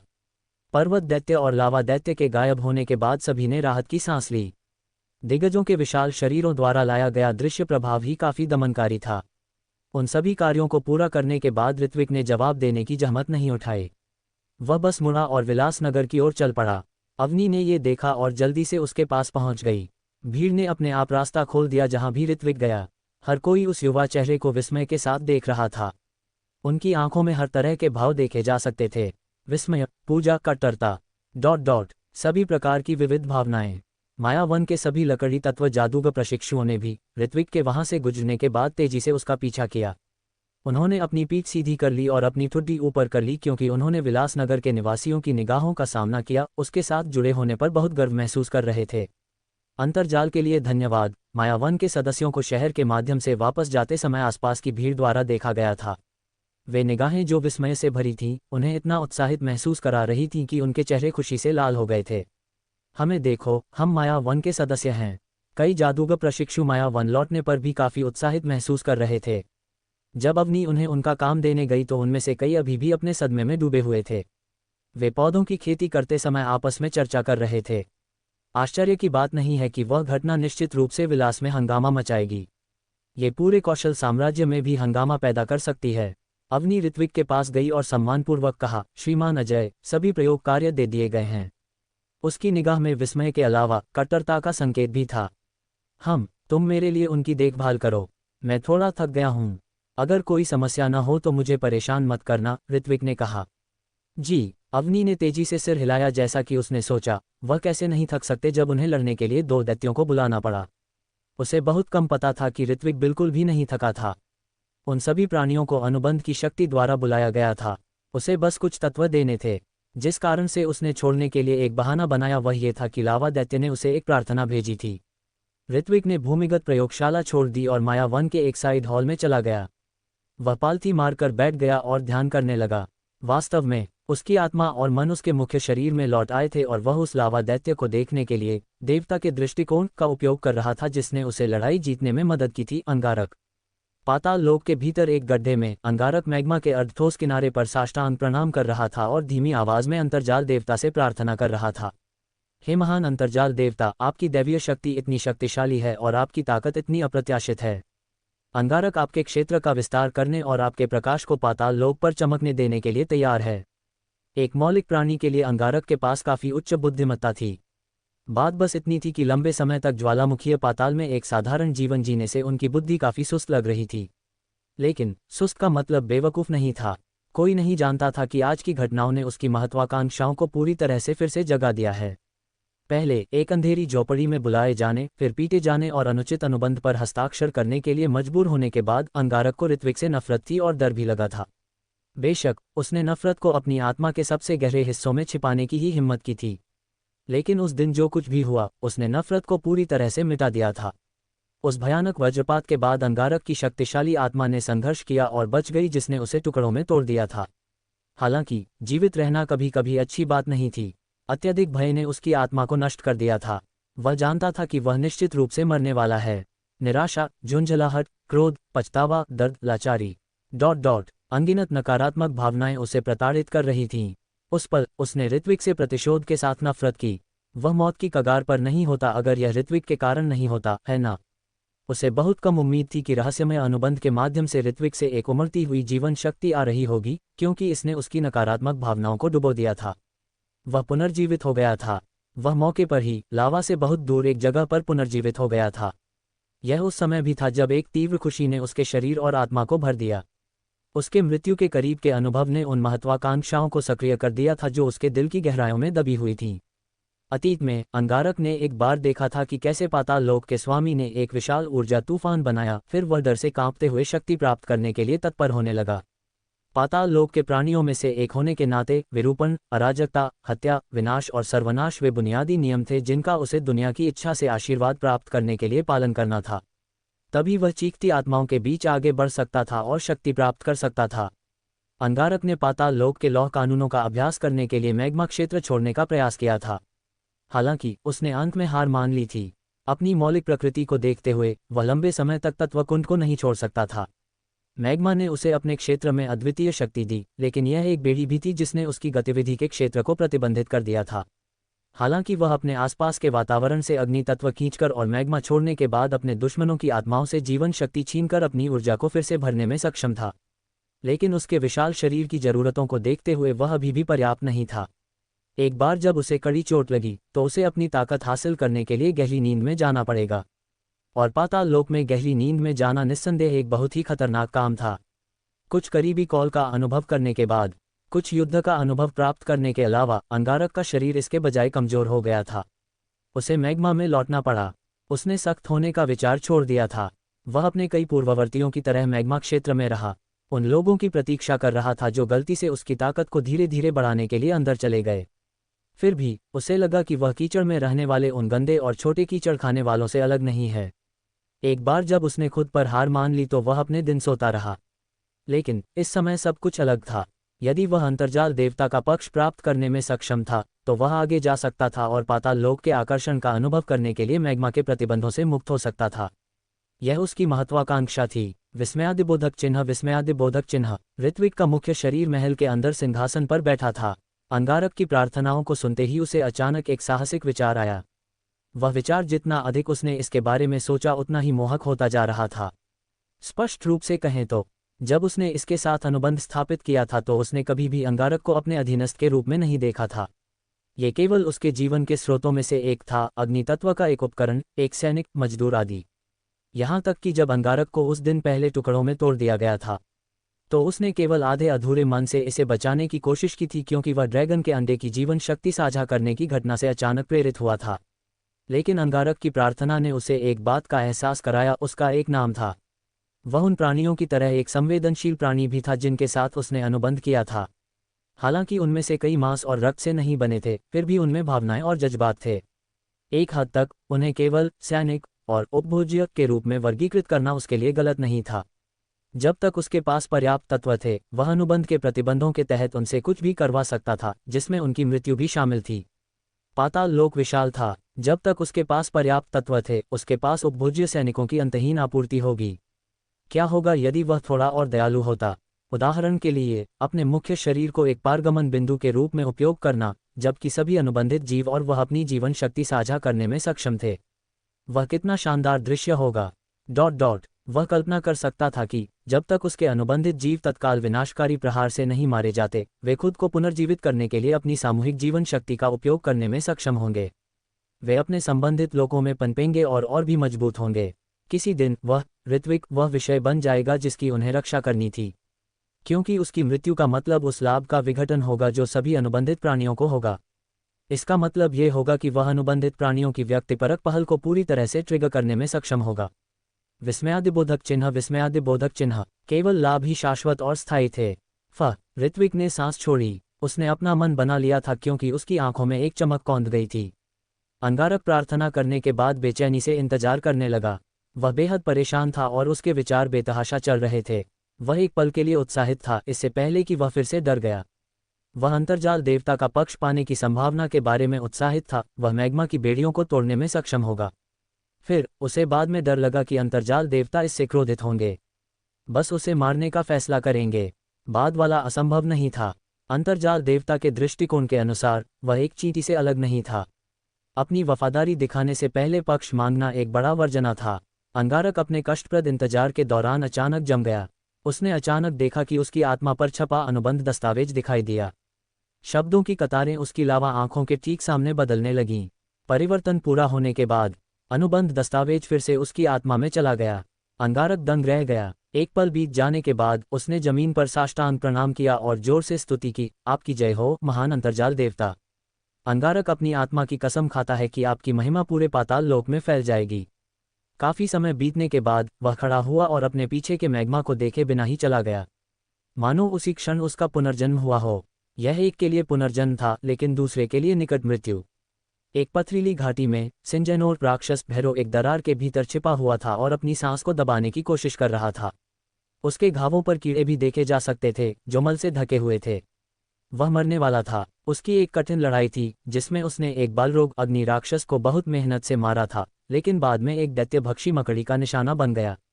वह केवल भाग सकता था, लेकिन वह जानता था कि वह बच नहीं सकता। बालरोग ने मरने की कगार पर होने पर उसे गंभीर रूप से घायल कर दिया था, जिससे उसकी युद्ध क्षमता काफी कम हो गई थी। इसके अलावा दैत्यभक्षी मकड़ी पाताल लोक में राक्षसों को खाने के लिए प्रसिद्ध थी। इसमें गंध की अत्यंत तीव्र भावना थी, यहाँ तक कि अपनी गंध को छिपाने के लिए अपने घावों को मल से ढकना भी उसके बचने की गारंटी नहीं दे सकता था। भैरव चुपचाप चला, अपनी ऊर्जा बचाने की कोशिश कर रहा था। अपनी मृत्यु के इतना करीब होने से उसके दिल में छिपी अत्यधिक हिंसा सक्रिय हो गई थी। भले ही वह मरने वाला हो, वह दैत्यभक्षी मकड़ी को नरक में घसीट ले जाएगा। शश! एक हल्की रगड़ने की आवाज ने भैरव को तनाव में डाल दिया और उसने आवाज के स्रोत की ओर देखा। उसके धारदार हथियार हमला करने के लिए तैयार थे। पूफ! मांस में चुभने वाले एक तेज ब्लेड की आवाज ने भैरव को जमा दिया। जहर जो उसके पूरे शरीर को सुन्न करने के लिए पर्याप्त से अधिक था। उसने एक पल में उसके विचारों को पहले ही जमा दिया था। उसने नीचे देखा और अपनी छाती के पास तेज बाहरी कंकाल का एक हिस्सा देखा, यह महसूस करते हुए कि उसे धोखा दिया गया है। जहर उसके शरीर में तेजी से फैल गया और उसकी विचार प्रक्रिया धुंधली और धुंधली हो गई। दैत्य भक्षी मकड़ी रेंग कर आए और उसे लपेटने के लिए एक चिपचिपा तरल थूका और उसे दरार से बाहर खींच लिया। निराशा ने भैरव के पागल दिल को भर दिया। उसका दिल क्रोध, असंतोष और भय से भरा था, भले ही वह पहले से ही मौत का आदी था। उसने पहले दैत्य भक्षी मकड़ियों द्वारा मारे गए शिकार को देखा था। उनकी मृत्यु के बाद भी उनके शरीर बेदाग रहेंगे, केवल उनके आंतरिक भाग को भंनकर अवशोषित किया जाएगा। जाहिर है, शिकार की ताजगी बनाए रखने के लिए इस प्रक्रिया में दसियों दिन लग सकते हैं। एक दैत्य भक्षी मकड़ी अपनी ऊष्मायन अवधि में एक पूरे अंधेरे कैलेंडर के लिए कुछ विशेष शिकार को भी बनाए रख सकती है। विषाक्त पदार्थों का कटाव मजबूत और मजबूत होता जा रहा था। भैरव की इच्छाशक्ति भी धुंधली और धुंधली होती जा रही थी। उस समय उसने कामना की कि जिस देवता के साथ उसने अनुबंध पर हस्ताक्षर किए थे वह उसे दूसरी दुनिया में लड़ने के लिए बुलाए, भले ही इसका मतलब दूसरी दुनिया में मरना हो। वह भी दैत्य भक्षी मकड़ी के जहर से नहीं मरना चाहता था। देवता ने मदद के लिए उसकी मूक पुकार सुन ली थी। हालांकि उसने उसे दूर नहीं बुलाया, इसके बजाय वह एक अज्ञात आयाम से एक उमड़ती हुई जीवन शक्ति भेज रहा था। मजबूत जीवन शक्ति के प्रवाह के साथ उसका गंभीर रूप से घायल शरीर अपने आप ठीक होने लगा और उसके मांस से अनंत शक्ति का जन्म हुआ। यहाँ तक कि जीवन शक्ति के उस प्रवाह से जहर भी पतला हो गया था। भैरव दंग रह गया। थोड़ी देर बाद उसने अपनी आंखें बंद कर लीं। जब उसने उन्हें फिर से खोला तो उसके तेज पंजों ने चिपचिपे तरल पदार्थ को काट दिया और दैत्य भक्षी मकड़ी के शरीर में छुरा घोंप दिया। एक वार और उसके बाद दूसरा वार। दैत्य भक्षी मकड़ी ने पागलों की तरह संघर्ष करना शुरू कर दिया, जिससे उनके चारों ओर चट्टानें और रेत उड़ने लगीं। एक बार जब धूल जम गई तो भैरव ने अब परवाह नहीं की कि क्या वे सभी कार्य अन्य शिकारियों को आकर्षित करेंगे। उसने जमीन पर एक रहस्यमय जादुई नक्काशी को उकेरने के लिए अपने पंजों का इस्तेमाल किया और उसे दैत्य भक्षी मकड़ी के ताजे खून से सराबोर कर दिया। अंत में उसने औपचारिक रवैये के साथ दैत्य भक्षी मकड़ी का सिर जादुई नक्काशी पर रखा, फिर कुछ कदम पीछे हट गया और जमीन पर साष्टांग प्रणाम किया। उसने कांपते और उत्साहित स्वर में कहा, हे महान अंतर्जाल देवता, कृपया अपने सबसे वफादार सेवक से भेंट स्वीकार करें। जादुई नक्काशी जो खून से भरी थी जलने लगी और दैत्य भक्षी मकड़ी का सिर तुरंत खूनी व्यू से गायब हो गया। जबकि ऋत्विक ने अपने सामने दैत्य भक्षी मकड़ी के सिर को देखा, उसे पहले से ही आभास हो गया था कि उसका महल बहुत जल्द अपना नाम बदलकर खोपड़ी चच रख सकता है। ऋत्विक, जो आमतौर पर काफी शांत रहता था, मदद नहीं कर सका लेकिन अपना माथा रगड़ लिया जब उसने उसके बारे में सोचा। तुम मूर्ख राक्षस, तुम्हें मुझे एक सुंदरी भेजनी चाहिए थी। तुमने मुझे सिर क्यों भेजा? क्या मुझे इसका उपयोग खाद के रूप में करना चाहिए? उसने दैत्य भक्षी मकड़ी के सिर को फेंकने और उसे गोदाम में टेलीपोर्ट करने से पहले गुप्त रूप से बड़बड़ाया, लेकिन वह उत्साहित महसूस करने लगा। अंगारक और भैरव की प्रतिक्रियाओं ने साबित कर दिया था कि उसकी सोच सही थी। उसे ये भी एहसास हुआ कि उसकी सोच पहले एक जाल में थी। अनुबंध देवत्व की विशेषता के कारण उसकी वर्तमान शक्ति मूल रूप से बुलाए गए प्राणियों से थी। वह अर्ध देवता स्तर से नीचे के प्राणियों को दबाने और उन्हें अनुबंध पर हस्ताक्षर करने के लिए मजबूर करने के लिए मंदिर की शक्ति का उपयोग कर सकता था, लेकिन वह बस इतना ही कर सकता था। वह उन दुर्जय अर्ध देवताओं और उन अस्तित्वों को नहीं बुला सकता था जो देवताओं के लगभग बराबर थे। उसके आह्वान का विरोध करना उस स्तर पर बच्चों का खेल था। यही कारण था कि वह 5 मुख्य धार्मिक देवताओं से डरता था। उन पांचों के पास मौजूद प्रत्यक्ष आक्रामक शक्ति की तुलना में उसकी शक्ति निस्संदेह अत्यंत अजीब थी। सौभाग्य से ये दृष्टिकोण है, योग्यता नहीं, जो जीवन में किसी की उपलब्धियों को निर्धारित करता है। वह, जिसके पास शुद्ध नीला तारा पृथ्वी का विचार था और उसके पास एक ऐसी कल्पना थी जो उस विविध दुनिया से पूरी तरह से अलग थी। नहीं तो वह अनुबंध देवत्व के साथ वह सब कैसे कर सकता था? फिर जीवन साझाकरण अनुबंध को बदलने के बाद उसे अचानक एहसास हुआ कि वह अर्ध देवताओं को तैयार कर सकता है, भले ही वह अर्ध देवता स्तर से ऊपर के अस्तित्वों के साथ अनुबंध पर हस्ताक्षर करने में सक्षम न हो। पाताल लोक में काफी राक्षस थे। उसे विश्वास नहीं था कि वह उनमें से इतने सारे में से एक अर्ध देवता या इससे भी बड़े अस्तित्व को तैयार नहीं कर सकता। ऋत्विक जैसे ही यह सोचा, वह अपने देवता सिंहासन से खड़ा हो गया और विचार करते हुए हॉल में घूमने लगा। चूंकि उसने उन्हें तैयार करने और फिर उनकी जीवन शक्ति को साझा करने का फैसला किया था, क्या ये निर्णय संभवतः गलत हो सकता है?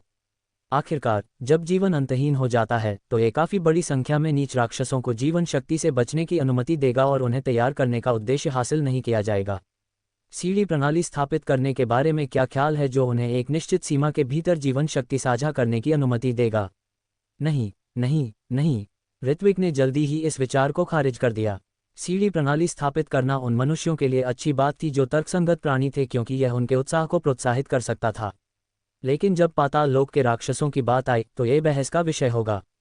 पाताल लोक का अंतर्निहित नियम विनाश था।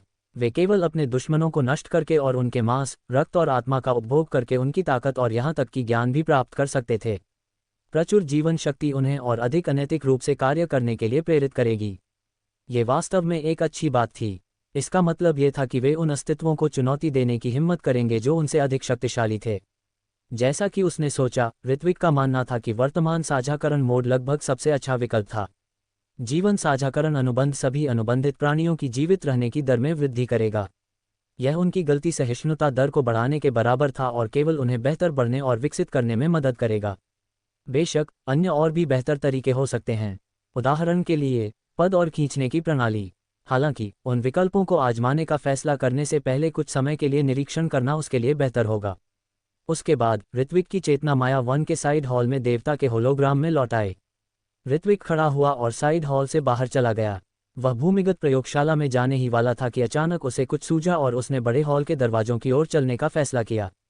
जब ऋत्विक करीब पहुंचा, तो भारी पत्थर के दरवाजे धीरे धीरे खुलने लगे और दानवीर ठीक बाहर खड़ा था।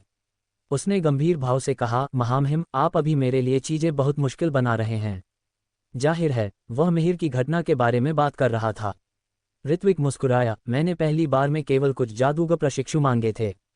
यह आप ही थे जिन्होंने उन सभी को मुझ पर धकेल दिया, और अब आप यहाँ मुझे व्याख्यान देने आए हैं क्योंकि मैं आपको कठिन समय दे रहा हूँ।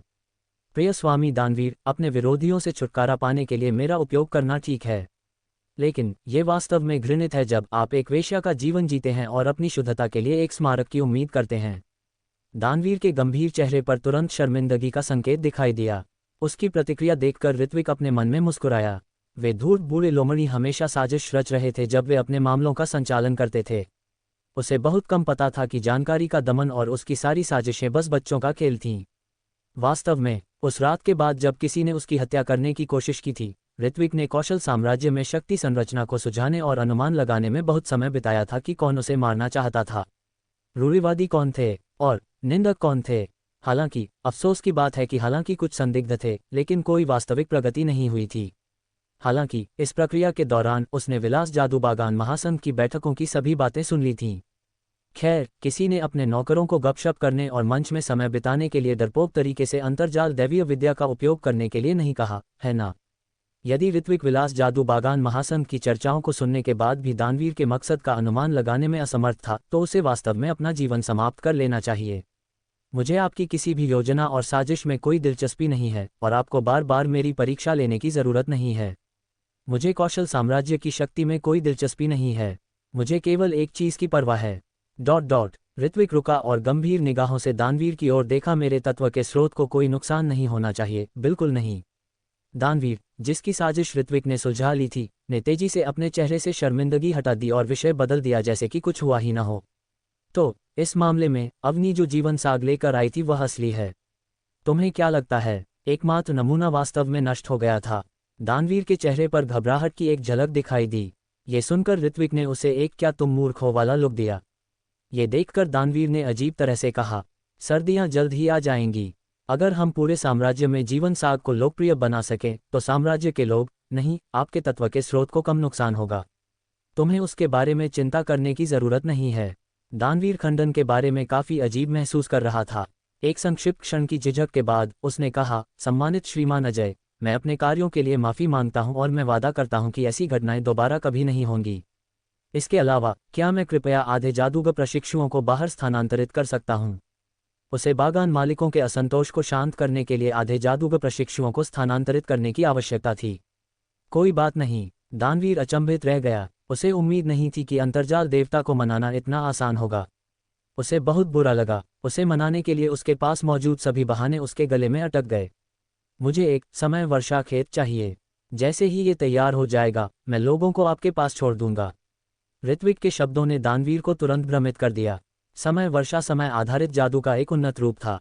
इसने वर्षा जल पर समय की अवधारणा को संलग्न किया था और वर्षा क्षेत्र के भीतर सभी जीवित चीजों पर समय को बहुत तेज कर सकता था। जादू का वह रूप अक्सर युद्ध में उपयोग किया जाता था। एक बार जब बारिश दुश्मनों की सेना पर गिरती, तो यह उन्हें बूढ़े दादाओं से बनी सेना में बदल सकती थी। दानवीर ने पहले कभी समय वर्षा खेत शब्द नहीं सुना था, लेकिन वह पहले से ही शब्द का अर्थ अनुमान लगा सकता था। उसका भाव गंभीर हो गया क्योंकि उसने पूछा, कितना बड़ा? ऋत्विक ने अपने पीछे इशारा किया, इस सूक्ष्म गुरुत्वाकर्षण खेत के आकार के बारे में। दानवीर के चेहरे का भाव 2 बार बदला इससे पहले कि उसने सिर हिलाया। ठीक है। ऋत्विक ने सिर हिलाया और फिर बड़े हॉल में वापस जाने के लिए मुड़ा। भारी पत्थर के दरवाजे एक जोरदार धमाके के साथ बंद हो गए, जिससे दानवीर बाहर रह गया। दानवीर ने राहत की सांस ली। यद्यपि अंतर्जाल देवता उनकी बातचीत में काफी कठोर प्रतीत होते थे, लेकिन उन्होंने वास्तव में उसे काफी छूट दी थी। कम से कम उसका उद्देश्य हासिल हो गया था। समय, वर्षा, खेत, अवनी, जीवन साग। दानवीर ने इन 3 शब्दों को बुदबुदाया क्योंकि उसकी आंखों में सदमे की लहर दौड़ गई। अंतर्जाल देवता का फसलों की खेती के लिए समय, वर्षा मांगना केवल एक ही मतलब हो सकता है। जिन फसलों की वह खेती करता था उन्हें अब लकड़ी आधारित जादू से देखभाल करने की आवश्यकता नहीं होगी। दूसरे शब्दों में, उसने एक नई प्रजाति बनाई थी। वह वास्तव में एक देवता था। जहां तक अजय का कहना था कि जीवन साग की खेती अवनी ने की थी, दानवीर स्वाभाविक रूप से एक सेकंड के लिए भी इस पर विश्वास नहीं करता था। वह सिर्फ एक जादूगर प्रशिक्षु थी, वह एक पूरी नई प्रजाति कैसे बना सकती थी? जिस तरह दानवीर को यकीन था कि जीवन साग अजय से आया है, अवनी का नाम जीवन साग के कारण अंतर्जाल पर किसानों द्वारा तूफान की तरह ले लिया गया था। उनके लिए यहां तक कि शक्तिशाली पर्वत दैत्य और रोमांचक सुरक्षात्मक बदला भी उनके पेट भरने जितना महत्वपूर्ण नहीं था। खासकर जब सर्दियां आने वाली थीं। अवनी रातों रात एक हस्ती बन गई थी। विद्यापीठ में उसका नाम चर्चा का विषय बन गया था।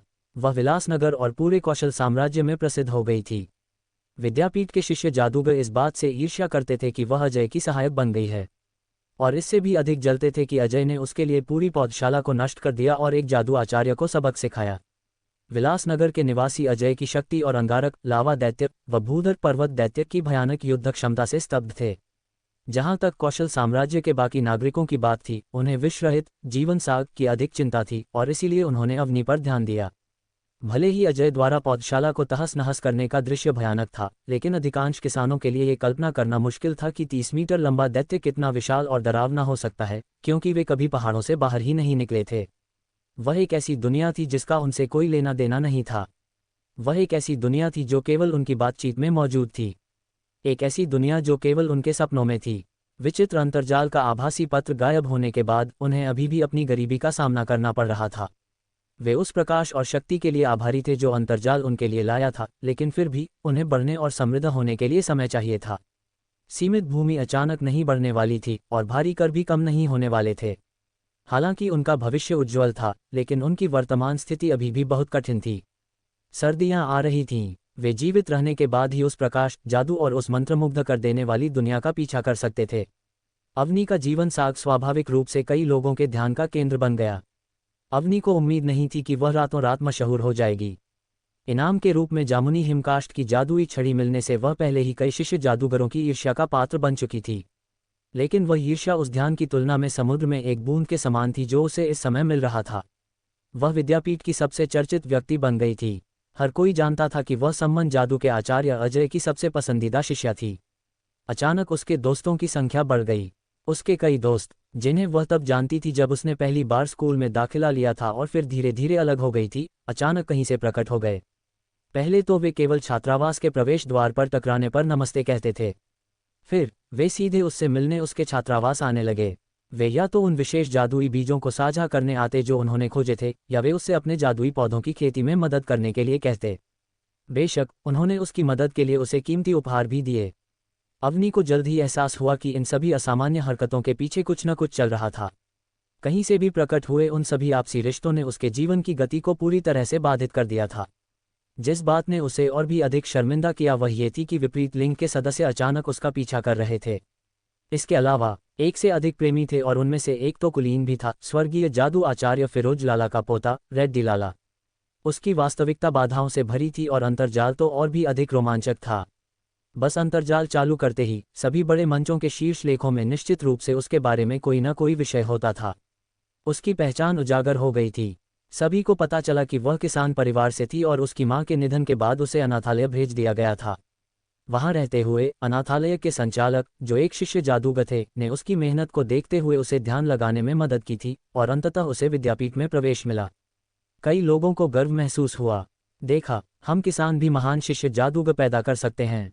हर कोई उसकी पृष्ठभूमि, उसके दैनिक जीवन और जीवन साग पर चर्चा कर रहा था। अवनी के व्यक्तिगत सोशल मीडिया खाते को उसके दोस्तों ने भी साझा किया था। उसके व्यक्तिगत स्थान को रातों रात हजारों लोगों ने पसंद किया और हजारों टिप्पणियां आईं। क्या आपने सच में विष रहित जीवन साग विकसित किया है? देवी अवनी। बीज बाजार में कब बिकेंगे? देवी अवनी, क्या आप कृपया हमें जीवन साग के बीज बेच सकती हैं? मैं राजगढ़ कस्बे में रहता हूँ। यदि संभव हो तो क्या आप भाड़े के सैनिकों को उन्हें यहाँ लाने दे सकती हैं? हम 100 बीजों के लिए 100 चांदी के सिक्के देने को तैयार हैं। हर किसी ने कहा कि आपके द्वारा खेती की गई जीवन साग का नमूना नष्ट हो गया था और विष रहित जीवन साग भी चला गया है। क्या ये सच है? उस मिहिर पर धिक्कार है जिसने एकमात्र नमूना नष्ट कर दिया। देवी अवनी, आपको दृढ़ रहना चाहिए और फिर से जीवन साग की खेती करनी चाहिए। अंतर्जाल पर तरह तरह की टिप्पणियां छोड़ी जा रही थीं। कुछ जीवन साग के बारे में पूछ रहे थे, कुछ उसे प्रोत्साहित करने के लिए टिप्पणियां छोड़ रहे थे। बेशक कुछ जादू आचार्य मिहिर को कोस रहे थे। अजय द्वारा पौधशाला को नष्ट करने के एक सप्ताह बाद सभी के गहन ध्यान के बीच कौशल साम्राज्य की आधिकारिक वेबसाइट ने अपने सबसे आकर्षक क्षैतिज बैनर मॉड्यूल पर एक बड़ी खबर की घोषणा की। विष रहित जीवन साग की खेती सफलतापूर्वक की गई। विस्मयादिबोधक चिन्ह उद्धरण। मास्टर श्यामल, क्या विष रहित जीवन साग की खेती वास्तव में की गई है? मैंने अपने बच्चे से सुना है कि यह 1 महीने के भीतर गांव में पहुंचा दिया जाएगा। कौशल साम्राज्य के केंद्र में स्थित एक साधारण से गांव में पुरुष ग्रामीणों का एक समूह गांव के एकमात्र शिक्षक के चारों ओर उत्साह से भीड़ लगाए हुए था। कस्बे से वहां भेजे गए शिक्षक मास्टर श्यामल भी बहुत उत्साहित थे, भले ही उनका पालन पोषण आरामदायक पृष्ठभूमि में हुआ था। हाँ, क्या मैंने तुम सबको पढ़ना नहीं सिखाया? उन शब्दों को देखो, विष रहित जीवन साग की खेती सफलतापूर्वक की गई। ये बहुत अच्छा है, ये बहुत अच्छा है। अगर वे इसे 1 महीने के भीतर यहाँ भेज सकें क्योंकि मौसम अभी ठंडा हो रहा है, तो हम इसे 1 महीने के भीतर खा सकते हैं क्योंकि जीवन साग बहुत तेजी से बढ़ता है। इसे काले अनाज के साथ खाने से यह सुनिश्चित हो जाएगा कि हमारे गांव में कोई भी भूख से न मरे। अरे, मुझे पूरा विश्वास नहीं हुआ जब मेरे बच्चे ने मुझे इसके बारे में बताया, लेकिन मास्टर जी को वही बात कहते हुए सुनकर अब मुझे बहुत तसल्ली हुई है। पुरुष ग्रामीण उत्साहपूर्वक चर्चा करने लगे। मास्टर श्यामल, कृपया इसे हमारे लिए पढ़ें। हाँ मास्टर श्यामल, कृपया पढ़ें। ग्रामीणों ने उन्हें उत्साहपूर्वक प्रोत्साहित किया। ठीक है, मैं इसे आप लोगों के लिए पढ़ता हूँ। मास्टर श्यामल ने अपना गला साफ किया और साम्राज्य की घोषणा को पढ़ना शुरू किया। कौशल साम्राज्य घोषणा करता है, विद्यापीठ के 2य वर्ष की छात्र अवनी ने सफलतापूर्वक विष रहित जीवन साग की खेती की है। इस जीवन साग के 2 प्रकार हैं। अरे, वास्तव में इसके 2 प्रकार हैं। हे भगवान, ये जादूगर सच में कुछ खास हैं। इस साल उम्मीद है। हाँ, मैंने सुना है कि जिस जादूगर ने विष रहित जीवन साग बनाया है वह एक महिला है। मैंने भी यही सुना है। अरे, क्या आपको लगता है कि अवनी धरती माता का अवतार हो सकती है? ग्रामीण आपस में चर्चा करने से खुद को रोक नहीं पाए और उन्होंने कई बार मास्टर श्यामल के पाठ में बाधा डाली।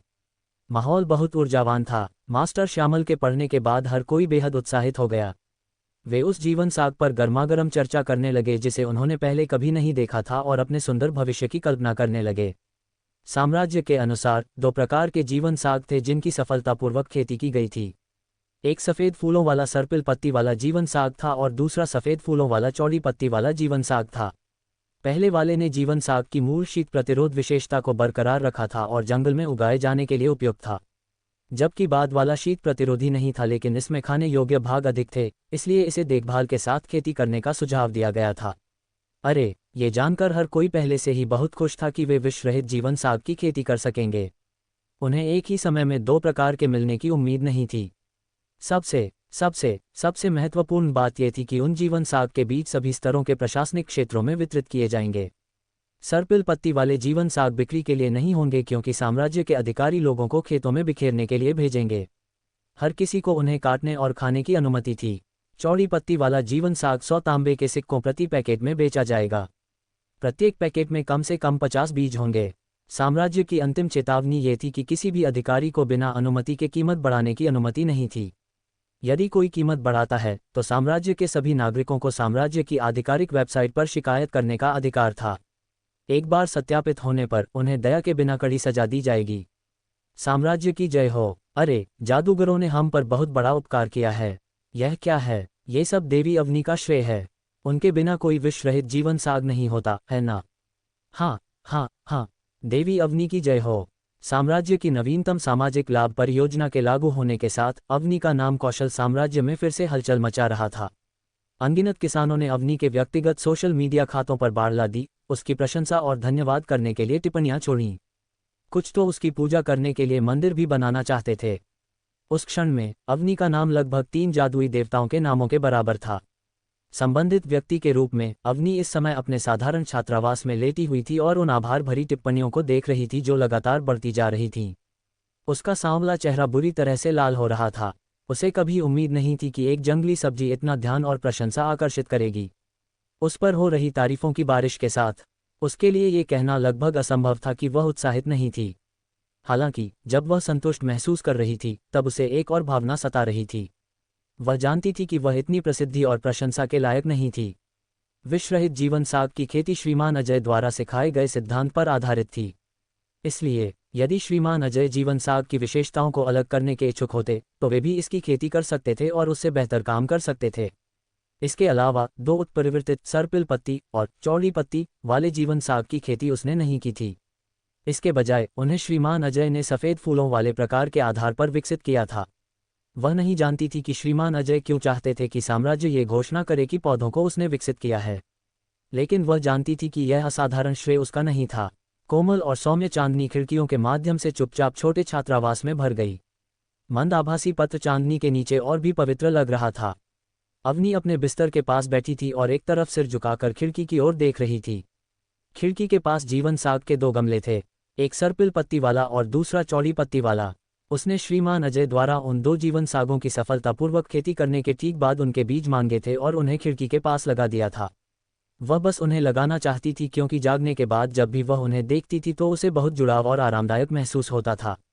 अपनी मां के निधन के बाद उसे पहली बार ऐसा महसूस हुआ था। उसने अपनी नज़र हटाए और आभासी पत्र की ओर देखा। धन्यवाद देवी अवनी, आप सचमुच जीवन रक्षक हैं। बड़ी बहन अवनी, क्या मैं वनस्पति जादू के बारे में सीख सकता हूँ?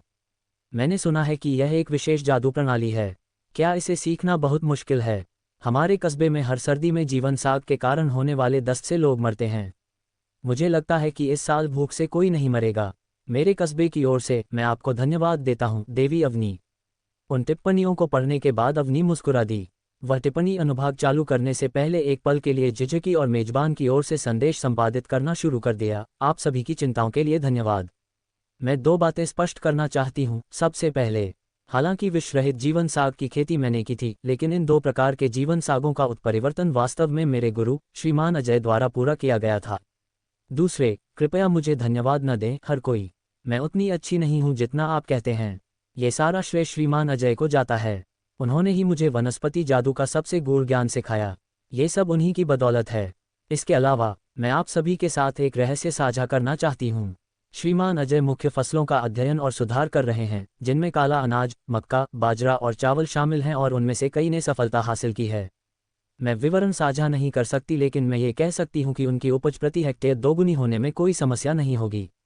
मेरे लिए श्रीमान अजय असली नायक हैं। वे कृषि देवता हैं। जीवन साग एक जंगली सब्जी थी जिसकी श्रीमान अजय को परवाह नहीं थी। यही कारण है कि इसका उपयोग मेरे द्वारा एकमात्र शिष्य जादूगर द्वारा अभ्यास करने के लिए किया गया था। मैं केवल भाग्यशाली थी कि मुझे कुछ परिणाम मिले, इसलिए कृपया मुझ पर तारीफों की बौछार न करें। श्रीमान सही कहते हैं कि भोजन सभी लोगों की सर्वोपरि आवश्यकता है। पेट भरना ही आगे का रास्ता है। मेरा मानना है कि किसी को भी लंबे समय तक जीवन साग खाने की आवश्यकता नहीं होगी। ये पशुओं का चारा बन जाएगा और मैं वास्तव में उस दिन का इंतजार कर रही हूँ।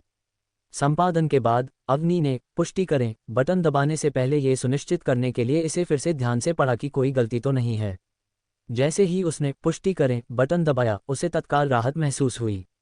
उसे लगा जैसे उसकी छाती से कोई बोझ उतर गया हो। हाल ही में उसकी मानसिक स्थिति पर बहुत असर पड़ा था। जामुनी हिमकाष्ठ की जादुई छड़ी प्राप्त करने से लेकर श्रीमान अजय की सहायक बनने तक, वनस्पति जादू का ज्ञान प्राप्त करने तक, जो साम्राज्य के ज्ञान से पूरी तरह अलग था। मिहिर द्वारा उसे और श्रीमान अजय को क्रोधित करने तक, और अंत में वर्तमान स्थिति में प्रसिद्ध होने तक। सच कहूं तो अगर उसने बचपन से इतनी कठिनाई नहीं देखी होती और एक लचीला चरित्र नहीं बनाया होता, तो उसका व्यवहार इन घटनाओं से बदल गया होता और अंत में सब कुछ उसके दिमाग पर चढ़ गया होता। ये कथन लिखने के बाद ही उसे एहसास हुआ कि ये सब चीज़ें श्रीमान अजय की वजह से हुई थीं। उन्होंने उसे वह सब कुछ दिया जो अभी उसके पास था। अगर वह खुद को इसमें फंसने देती तो उसे ही नुकसान होता। उसके लिए एक साधारण शिष्य जादूगर बने रहना ही बेहतर था ताकि वह श्रीमान का अनुसरण कर सके, वनस्पति जादू को लगन से सीख सके और उम्मीद कर सके कि एक दिन उसमें दुनिया की देखभाल करने की क्षमता होगी जैसे श्रीमान करते हैं। उसके बाद उसने अंतर्जाल बंद कर दिया और अपने नर्म सोफे पर लेट गई क्योंकि वह अपनी खिड़की पर जीवन साग को देख रही थी। फिर उसने अपनी आंखें बंद कर लीं और सो गई। उस रात उसने असाधारण रूप से अच्छा आराम किया। उसके सपने में उसकी माँ ने चौड़ी पत्ती वाले जीवन साग को बारीक काटा, इसे काले अनाज के साथ मिलाया और पकौड़ी के सूप का एक बड़ा बर्तन बनाया। ये बहुत स्वादिष्ट था। वह एक और निवाला नहीं खा सकी। हालांकि अवनी को यह नहीं पता था कि उसके शब्दों के कारण कौशल साम्राज्य का अंतर्जाल सदमे में डूब गया था जबकि वह चैन की नींद सो रही थी। बकरपुर के एकमात्र भाड़े के सैनिकों की सराय से एक स्वर में जाम टकराने की आवाज सुनी जा सकती थी, सदाबहार सुंदरी देवी अवनी के नाम। बैंग! ओहो, देवी अवनी की जय हो। जाम टकराने के बाद गिलासों के टकराने, चिल्लाने और बड़बड़ाने की आवाजें सुनी जा सकती थीं। यदि कोई करीब से देखता तो जाम टकराने वाले अधिकांश लोग भाड़े के सैनिकों का एक समूह थे। लोगों के उस समूह का सम्मान अर्जित करना आसान नहीं था, लेकिन अवनी ने कर दिखाया था। लोगों की नज़र में भाड़े के सैनिक अराजकता, स्वतंत्रता, अनियंत्रितता, विद्रोह, हमेशा सड़क पर रहने और लाभ से प्रेरित होने का प्रतिनिधित्व करते थे। लेकिन अधिकांश लोग यह नहीं जानते थे कि भाड़े के सैनिक भी इंसान थे और उनमें से अधिकांश किसान हुआ करते थे। निराशा से प्रेरित न होने पर कोई भी खतरनाक जीवन नहीं जीना चाहेगा। ठीक इसलिए क्योंकि वे किसान हुआ करते थे, वे किसान की कठिनाइयों के बारे में बहुत अच्छी तरह जानते थे और जीवन साग के महत्व को समझते थे। यह एक जंगली सब्जी थी जो जान बचाती थी, भले ही वह जहरीली हो। लेकिन फिर एक शिष्य जादूगर ने इसके विषाक्त पदार्थों को हटा दिया था, तो इसका क्या मतलब था? वाह! कोई अचानक खड़ा हो गया और मेज, कुर्सियां और गिलास पलट दिए। लेकिन उसे उनकी परवाह नहीं थी क्योंकि वह गहरे लाल चेहरे के साथ चिल्लाया, जल्दी जल्दी जल्दी अवनी! अवनी! अवनी के साथ क्या हो रहा है? हा हा हा! गालव, क्या एक घटिया बियर तुम्हें हकलाने के लिए काफ़ी है? भाड़े के सैनिकों के समूह ने उसे चिढ़ाया। गालव का चेहरा और गहरा लाल हो गया। खुद को ठीक से बोलने के लिए उसे एक पल लेना पड़ा। अवनी! वो उसने अभी अपने व्यक्तिगत स्थान पर लिखा है। आओ और देखो, जल्दी!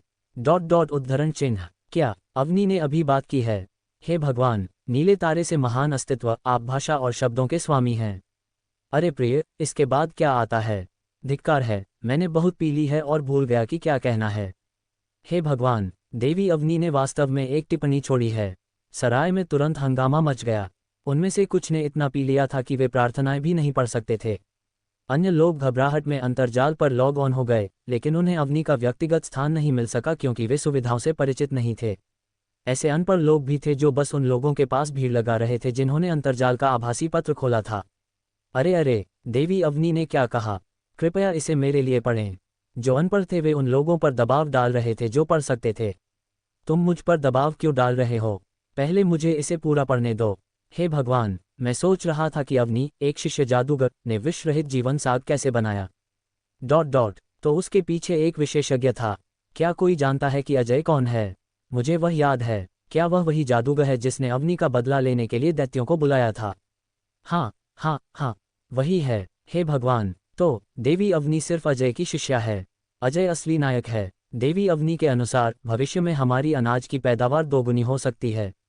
ऐसा लगता है, ऐसा होना ही है। यहाँ तक कि एक शिष्य जादूगर भी जीवन साग से विषाक्त पदार्थों को हटाने और इसके 2 प्रकारों के साथ आने में सक्षम थी। उसके पीछे का गुरु और भी अधिक भयानक होना चाहिए। यदि देवी अवनी ने जो कहा वह सच है, तो अजय को वास्तव में कृषि देवता कहा जा सकता है। श्रीमान अजय वास्तव में सम्मान के योग्य हैं।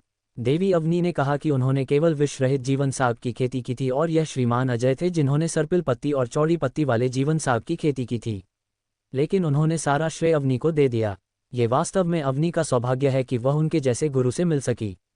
ये बहुत सच है। मुझे याद है कि जब मैं एक प्रशिक्षु था तो मेरे गुरु ने सारा श्रेय कैसे छीन लिया था। वास्तव में बहुत कम गुरु होते हैं जो अपने शिष्यों को उनके काम का श्रेय देंगे। अरे, क्या हो रहा है? पहले आपस में बात मत करो।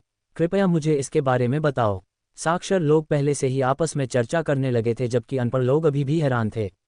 इस समय सराय में पूरी तरह से हंगामा मचा हुआ था। ऐसे दृश्य पूरे देश में हो रहे थे। अजय का नाम पूरे कौशल साम्राज्य में प्रसिद्ध होने वाला था। अक्षरा को अवनी से थोड़ी जलन हो रही थी। नहीं, उसे बहुत बहुत बहुत जलन हो रही थी। विष रहित जीवन साग एक नई प्रजाति थी जो बिना किसी जादुई हस्तक्षेप के पनपने में सक्षम थी। ये वनस्पति जादू इतिहास की किताबों में दर्ज होने लायक उपलब्धि थी। यहाँ तक कि उसके दादाजी ने भी ऐसी उपलब्धियां हासिल नहीं की थीं और फिर भी यह एक शिष्य जादूगर द्वारा किया गया था। अगर अवनी की उपलब्धि उसके अपने शोध का फल होती तो उसे कोई दिक्कत नहीं होती, लेकिन अक्षरा जानती थी कि यह सब श्रीमान अजय के सिद्धांतों पर आधारित था। सर्पिल पत्ती और चौड़ी पत्ती वाले जीवन साग भी श्रीमान अजय द्वारा ही विकसित किए गए थे। तो सारा श्रेय अवनी को क्यों मिल रहा है? अक्षरा को लगा कि यह बहुत अनुचित है। वह हार की प्रबल भावना से पीड़ित थी। एक जादुई कुल में पैदा होने और अपने शुरुआती प्रभावों के कारण उसने किशोरी होने के बाद से ही जादू के लिए असाधारण प्रतिभा प्रदर्शित की थी। वनस्पति जादू में उसकी उपलब्धियां उसके साथियों में सबसे अच्छी थीं। उसके गुरु श्रीमान त्रिलोचन ने एक बार टिप्पणी भी की थी कि अक्षरा की वनस्पति जादू की उपलब्धियां पहले ही एक वास्तविक जादूगर के स्तर तक पहुंच चुकी थीं, या उससे भी अधिक। वह ध्यान के केंद्र के रूप में बड़ी हुई थी और हमेशा महसूस करती थी कि वह प्रतिभाशाली और विशेष है। विद्यापीठ का केंद्र। वह देवेश को पसंद करती थी, मुख्य रूप से क्योंकि वह अपने साथियों में सबसे अच्छा था।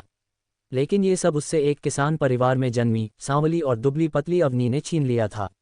वह विद्यापीठ में नहीं, पूरे कौशल साम्राज्य में सबसे चमकदार महिलाओं में से एक बन गई थी। तो वह अपना मनोवैज्ञानिक संतुलन कैसे वापस पाने वाली थी? भारी मनोवैज्ञानिक आघात ने उसे पूरी रात करवटें बदलने पर मजबूर कर दिया। वह एक पल भी सो नहीं सकी। इसलिए उसने उठकर अपने दादाजी की प्रयोगशाला में जाने का फैसला किया। वह जानती थी कि दादाजी जाग रहे होंगे। जब से उसके दादाजी अजय की प्रयोगशाला में शामिल हुए थे, उन्होंने सोना लगभग छोड़ ही दिया था। इसके बजाय उन्होंने प्रतिस्थापन के रूप में ध्यान का उपयोग किया। जैसा कि उसने उम्मीद की थी, जब वह प्रयोगशाला में पहुंची तो उसके दादाजी एक फलों के पेड़ की खेती कर रहे थे। एक जादुई किताब उनके बगल में मंडरा रही थी और एक कांच की कलम जादुई प्रयोग के डेटा को रिकॉर्ड कर रही थी। क्या बात है! धर्मन ने पीछे मुड़कर भी नहीं देखा, क्योंकि उन्होंने विकास को तेज करने वाले जादू को बनाए रखा और जादूगर के हाथ से प्रयोग के डेटा को रिकॉर्ड करना जारी रखा। मुझे समझ नहीं आ रहा है, श्रीमान अजय ने विष रहित जीवन साग का श्रेय अवनी को क्यों दिया? वह सिर्फ एक सहायक है। अक्षरा सीधे मुद्दे पर आए। विष रहित जीवन साग की खेती वास्तव में अवनी द्वारा की गई थी। तुम कैसे कह सकती हो कि यह उसे दिया गया था? लेकिन दो उत्परिवर्तित सर्पिल पत्ती और चौड़ी पत्ती वाले प्रकार वास्तव में श्रीमान अजय द्वारा खेती किए गए थे। अक्षरा के उत्तेजित स्वर ने धर्मन को अपना जादू रोकने पर मजबूर कर दिया। वह मुड़े और अपनी पोती के चेहरे पर गुस्सा और असंतोष देखा। मुझे समझ नहीं आ रहा है। यह एक ऐसी उपलब्धि है जिसे इतिहास की किताबों में दर्ज किया जाएगा। श्रीमान अजय इसे एक शिष्य जादूगर को क्यों देंगे? धर्मन ने कुछ देर चुप रहने के बाद कहा, क्योंकि वह अजय हैं। अक्षरा हैरान रह गई। उसे बिल्कुल नहीं पता था कि उसके दादाजी के शब्दों का क्या मतलब है। केवल एक सच्चा विद्वान ही अकादमिक शोध पर ध्यान केंद्रित करेगा और प्रसिद्धि और भाग्य की परवाह नहीं करेगा। वनस्पति जादू इतने सालों से अस्तित्व में है और सभी वनस्पति जादूगर पौधों का अध्ययन करते समय सहज रूप से पौधों के विकास में हस्तक्षेप करने के लिए जादू का उपयोग करेंगे। किसी ने भी जादू का उपयोग न करने के बारे में नहीं सोचा था। केवल अजय ने जादू के उपयोग को त्यागने के बारे में सोचा। धर्मन ने अपने सामने फलों के पेड़ की ओर इशारा किया। क्या तुम जानती हो कि यह क्या है? वन गुलाब। हाँ और नहीं, मैंने इस वन गुलाब की विशेषताओं को अलग कर दिया है और इसे बीज रहित वन गुलाब में विकसित किया है। फिर पौधों को माया वन में सूक्ष्म गुरुत्वाकर्षण कांच के बक्से में उत्परिवर्तन की प्रक्रिया से गुजारा गया। और अब ये वन गुलाब का पेड़ सैद्धांतिक रूप से पहले से ही एक नई प्रजाति है। जैसे ही वे बोले, धर्मन ने तेज करने वाले जादू के प्रभाव को बढ़ा दिया और वन गुलाब उनकी आंखों के सामने तुरंत बढ़ गए, जब तक कि वे सामान्य से 2-3 गुना बड़े नहीं हो गए। अक्षरा ने अपनी आंखें चौड़ी कर ली, क्योंकि उसने उत्साह से कहा, दादाजी आपने तो चमत्कार कर दिया। चमत्कार? धर्मन ने अपना सिर हिलाया और वे हैरान नहीं दिखे। इसके बजाय उनकी आंखों में जटिलता का संकेत था। नहीं, भविष्य में ऐसे बहुत से चमत्कार होंगे और एक सामान्य व्यक्ति भी यह चमत्कार करने में सक्षम होगा। एक चमत्कार जो होता रहता है उसे अब चमत्कार नहीं माना जाएगा। अक्षरा स्तब्ध रह गई। ये कैसे संभव हो सकता है? कुछ भी असंभव नहीं है। जिस व्यक्ति ने असली चमत्कार किया है वह अजय है। धर्मन ने उसे यह नहीं बताया कि समय वर्षा खेत वर्तमान में बनाया जा रहा है, क्योंकि उन्होंने आगे कहा, तुम्हें इस बात की परवाह नहीं करनी चाहिए कि अवनी अब कितनी प्रसिद्ध है। याद रखना, क्षमता के बिना प्रसिद्धि केवल एक बोझ बन जाएगी। तुम्हें अब क्या करना चाहिए वह ये है कि अजय के सैद्धांतिक ज्ञान के बारे में और जानो और अपनी योग्यता साबित करने के लिए नए पौधे या यहाँ तक कि जादुई पौधों की खेती करो ताकि अजय तुम्हें देख सकें। धर्मन ने गंभीरता से बोलने से पहले विराम लिया, क्योंकि अब से अजय कौशल साम्राज्य के वनस्पति जादू के अग्रणी और नेता बनने जा रहे हैं। ये सुनते ही अक्षरा को अपनी खोपड़ी सुन्न महसूस हुई। उसके चेहरे पर अविश्वास का भाव था। इससे पहले कि वह इस चौंकाने वाली खबर को पचा पाती, उसके दादाजी ने अचानक अपनी भौहें सिकोड़ लीं और अंतर्जाल की अंगूठी को सक्रिय कर दिया ताकि अंतर्जाल के आभासी पत्र को बुलाया जा सके, जैसे कि उन्हें सतर्क कर दिया गया हो। उसने तेजी से इसे पढ़ने के बाद अपनी भौहें और भी कस लीं। थोड़ी देर बाद उसने अपनी पोती अक्षरा की ओर आभासी पत्र को घुमाने के लिए अपना हाथ लहराया और कहा, देखो, ये वही अवनी है जिससे तुम आश्वस्त नहीं हो। वह तुम्हारी सोच से कहीं ज्यादा होशियार है। कोई आश्चर्य नहीं कि अजय उसे पसंद करता है। अक्षरा ने पत्र को देखा जिसमें अवनी का व्यक्तिगत स्थान दिखाई दे रहा था। अवनी ने जो लिखा था उसे पढ़ने के बाद उसके चेहरे पर शर्म, सदमे, अविश्वास, प्रशंसा के भाव बारी बारी से आए। सभी प्रकार की भावनाओं ने उसके दिल में बाढ़ ला दी। उसे अचानक एहसास हुआ कि अवनी उसके जीवन में उसकी सबसे बड़ी प्रतिद्वंद्वी बनने जा रही थी। ये लड़की वास्तव में चतुर थी। ऋत्विक मुस्कुराया और अवनी की घोषणा पढ़ने के बाद अपना सिर हिलाया। उसकी आंखों में प्रशंसा का संकेत चमक उठा। फसल अनुसंधान दल के नेता के रूप में निश्चित रूप से वह अपने अधीनस्थों के शोध परिणामों को नहीं छीनेगा। भले ही सर्पिल पत्ती और चौड़ी पत्ती वाले जीवन साग उस उत्परिवर्तन द्वारा विकसित किए गए थे जिसकी उसने निगरानी की थी, फिर भी वह अवनी का श्रेय चुराने के लिए नहीं गिरेगा। हालांकि उसे उम्मीद नहीं थी कि अवनी श्रेय उसे वापस दे देगी। ये संभव था कि अवनी ने ईर्ष्यालु लोगों का निशाना बनने से खुद को बचाने के लिए ऐसा किया हो, या वह वास्तव में मानती हो कि वह श्रेय और प्रसिद्धि के लायक नहीं थी। ये सब साबित करता था कि वह वास्तव में बहुत अच्छी लड़की थी। पहले वाले ने साबित किया कि वह दुनियादार थी, बाद वाले ने साबित किया कि वह विनम्र और जमीन से जुड़ी थी। चाहे उसने ऐसा क्यों किया हो, ऋत्विक अभी भी उससे बहुत संतुष्ट था। उसने उसे अनुसंधान दल का प्रभार देने पर विचार करना भी शुरू कर दिया था। ऋत्विक ने दानवीर से समय वर्षा खेत के लिए कहने पर फसल अनुसंधान पर पीछे की सीट लेने पर विचार किया था। एक और फसल अनुसंधान ने मूल रूप से एक पूरी प्रक्रिया स्थापित कर ली थी। विभिन्न पौधों के लक्षणों को पहले अलग करें, उसके बाद विभिन्न लक्षणों वाले संयुग्जी का उन्मुख प्रजनन करें। फिर सूक्ष्म गुरुत्वाकर्षण और जादू की एकाग्रता वाले वातावरण की मदद से उपयुक्त तैयार उत्पादों की स्क्रीनिंग करने से पहले पौधों के लिए उत्परिवर्तन बनाएं। सच कहूं तो एक सामान्य व्यक्ति भी उस मानक प्रक्रिया में भाग ले सकता था। यही एक कारण था कि उसने समय वर्षा खेत बनाया था। इस मानक प्रक्रिया के लागू होने के बाद अब यह मायने नहीं रखता था कि वह संचालन की निगरानी के लिए मौजूद है या नहीं। उसे केवल तैयार उत्पादों की गुणवत्ता सुनिश्चित करने की आवश्यकता थी। दूसरी ओर उसके पास अन्य काम करने के लिए समय होगा। उदाहरण के लिए जादू सीखें और अन्य देवताओं को खोजें ताकि 5 मुख्य धार्मिक देवताओं के खिलाफ लड़ने के लिए गठबंधन बनाया जा सके। ईमानदारी से कहूं तो फसलों की खेती करने में इतना समय बिताने का कारण कौशल साम्राज्य के लोगों के पास पर्याप्त भोजन सुनिश्चित करने और अपने उपयोगकर्ताओं की संख्या बनाए रखने के अलावा वास्तव में आक्रामक विस्तार रणनीतियों का एक सेट शामिल था।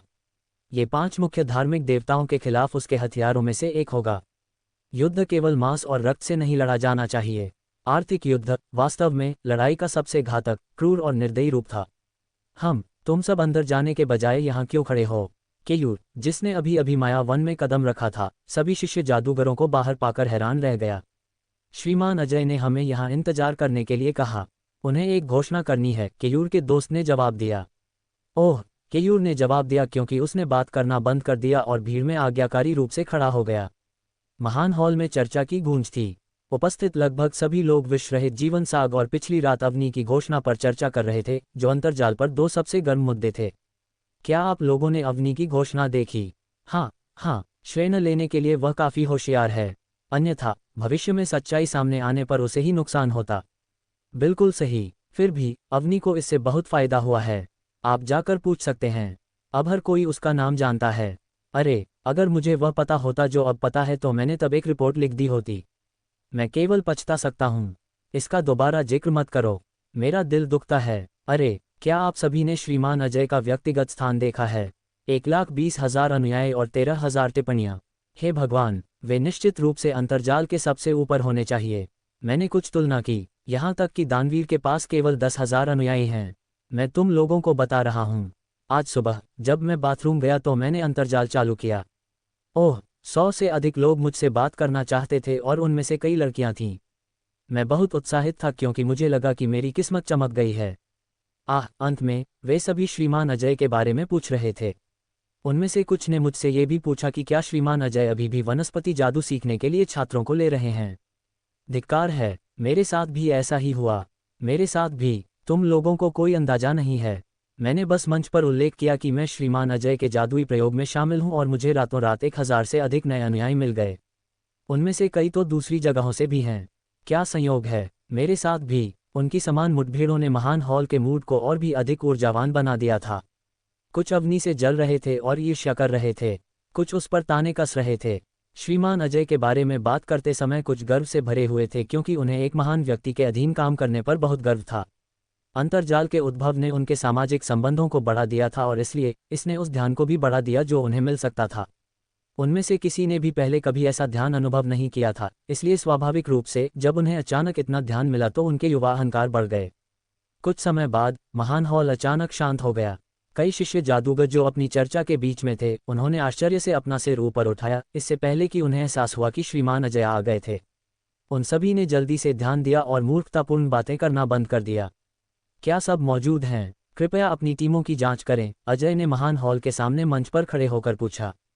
हम सब मौजूद हैं, सभी टीम नेताओं ने एक एक करके जवाब दिया। मुझे एक घोषणा करनी है। मैं इस जादुई प्रयोग में भाग लेने वाले लोगों की संख्या घटाकर 20 कर रहा हूं और वे सभी मेरे सहायक बन जाएंगे। वे वेतन के हकदार होंगे और स्नातक होने के बाद उन्हें स्कूल द्वारा नियोजित किए जाने की प्राथमिकता दी जाएगी। जो लोग रुचि रखते हैं, कृपया अपना नाम दर्ज करें और हम सर्वश्रेष्ठ में से चयन करेंगे। जो लोग रहना चाहते हैं वे अवनी से अधिक पूछताछ कर सकते हैं। उनके बोलने के बाद विशाल माया वन एक पल के लिए सन्नाटे में डूब गया। फिर जैसे ही उन सभी ने प्रतिक्रिया की, तुरंत हंगामा मच गया। सभी शिष्य जादूगर एक दूसरे को घूर रहे थे। किसी को भी उम्मीद नहीं थी कि अजय के प्रयोग के प्रतिभागी के रूप में उनकी पहचान से प्राप्त मान्यता और गर्व उनसे ठीक उसी समय छीन लिया जाएगा। नहीं, इसे छीना नहीं गया था। वास्तव में ये दुर्लभ और अधिक कीमती हो गया था। ये वेतन के अधिकार के बारे में नहीं था। वेतन के बिना भी अजय के सहायक होने की पहचान ही उन्हें पागल करने के लिए काफ़ी थी। क्योंकि अवनी सबसे अच्छा उदाहरण थी। उस क्षण सबकी आंखों में एक आग जल उठी। वे तुरंत एक दूसरे को प्रतियोगी के रूप में देखने लगे।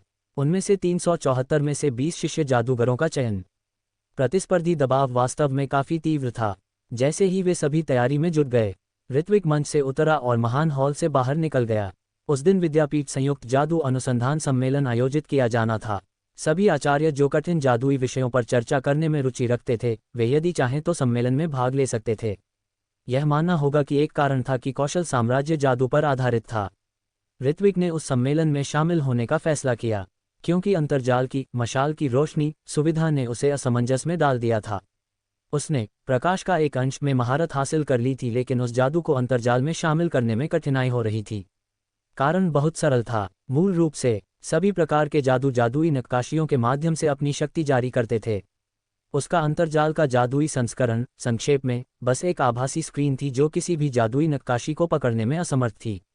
इस प्रकार स्वाभाविक रूप से उन सुविधाओं को जोड़ना बहुत मुश्किल था जो दिव्यता शक्ति से परे थीं। वैसे उसका अंतर्जाल व्यक्तिगत टर्मिनल नीले तारे की क्लाउड फोन की अवधारणा के बहुत समान था। सीधे शब्दों में कहें तो क्लाउड फोन केवल स्क्रीन और नेटवर्क की विशेषताओं को बरकरार रख रहा था और सभी सॉफ्टवेयर क्लाउड सर्वर पर रखे जाएंगे। मोबाइल फ़ोन के सभी कार्य तब अल्ट्रा हाई स्पीड इंटरनेट के माध्यम से साकार होंगे। क्लाउड फ़ोन का लाभ यह था कि व्यक्तिगत टर्मिनल को अब बार बार बदलने की आवश्यकता नहीं होगी और खरीद लागत कम हो जाएगी। बेशक नुकसान भी काफ़ी स्पष्ट था। इसे एक समर्थन के रूप में भारी कंप्यूटिंग शक्ति और एक अल्ट्रा हाई स्पीड नेटवर्क की आवश्यकता थी। ऋत्विक द्वारा बनाया गया अंतर्जाल का जादुई संस्करण उसकी दैवीय शक्ति पर आधारित था, इसलिए इसमें कंप्यूटिंग शक्ति और नेटवर्क गति की समस्याएं नहीं थीं।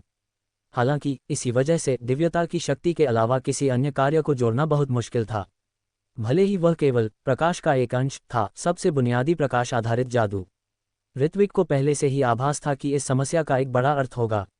एक बार जब उसने इसे हल कर लिया तो अन्य कार्यों को जोड़ना आसान हो जाएगा। जब ऋत्विक जादू की नदी पर पहुंचा जहां सम्मेलन आयोजित किया जा रहा था, तो वह अंदर कदम रखने से पहले ही चर्चा की तेज आवाजें सुन सकता था। हालांकि जब उसने दरवाजे खोले और अंदर कदम रखा तो शोरगुल वाला सम्मेलन हॉल तुरंत सन्नाटे में डूब गया। वे सभी उसे टिमटिमाती नजरों और आश्चर्यचकित या हैरान भावों से घूर रहे थे। यदि वे पहले ऋत्विक द्वारा सभी वनस्पति शिष्य जादूगरों को ले जाने से नाराज थे, यहाँ तक कि यह सोचते हुए कि वह दानवीर का प्रवक्ता और नौकर था, तो विलासनगर के बाहर लड़ाई के बाद उसके लिए सभी नकारात्मक भावनाएं तुरंत खत्म हो गई थीं। जादू के उस देश में पूर्ण जादुई शक्ति रखने का मतलब था बोलने का पूर्ण अधिकार और रुतबा होना। ऋत्विक ने जो शक्ति प्रदर्शित की थी, उसे देखते हुए सभी को उसे उचित सम्मान देना पड़ा। इसके अलावा उसने एक जादुई प्रयोग भी किया था जिसने साम्राज्य को चौंका दिया था। वह पहले से ही साम्राज्य का सबसे महत्वपूर्ण और मूल्यवान व्यक्ति बन गया था। कोई भी उसे छू नहीं पाएगा, कम से कम तब तक नहीं जब तक कि वह अपने फसल अनुसंधान के सभी परिणाम जारी नहीं कर देता। इसलिए जब ऋत्विक अंदर गया तो अधिकांश जादूगर अपनी सद्भावना दिखाने के लिए उसे देखकर मुस्कुरा रहे थे। ऋत्विक ने बदले में मुस्कुराते हुए उत्तर दिया। उसे अपनी अंतर्जाल समस्या को हल करने में मदद करने के लिए अभी भी उन चतुर दिमागों की आवश्यकता थी। विशाल सम्मेलन हॉल गोल था, बाहर से ऊंचा और अंदर से नीचा। यह एक सीढ़ीदार संरचना थी जिसे ग्रेनाइट से पक्का किया गया था, जिससे हर किसी को देखना संभव हो गया, चाहे कोई किसी भी सीट पर बैठा हो। यह एक अखाड़े जैसा दिखता था। बेशक यह आकार में बहुत छोटा था। ऋत्विक ने सम्मेलन हॉल में एक नज़र डाली, फिर तुरंत दानवीर को देखा और उसकी ओर चला गया। तुम यहाँ क्या कर रहे हो? पास पहुंचने पर दानवीर ने अजीब भाव से पूछा।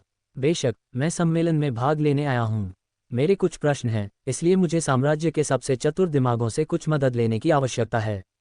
तुम्हारे पास भी ऐसी चीजें हैं जो तुम नहीं समझते। एक देवता भी वास्तव में सर्वज्ञ नहीं हो सकता, क्या मैं सही हूँ?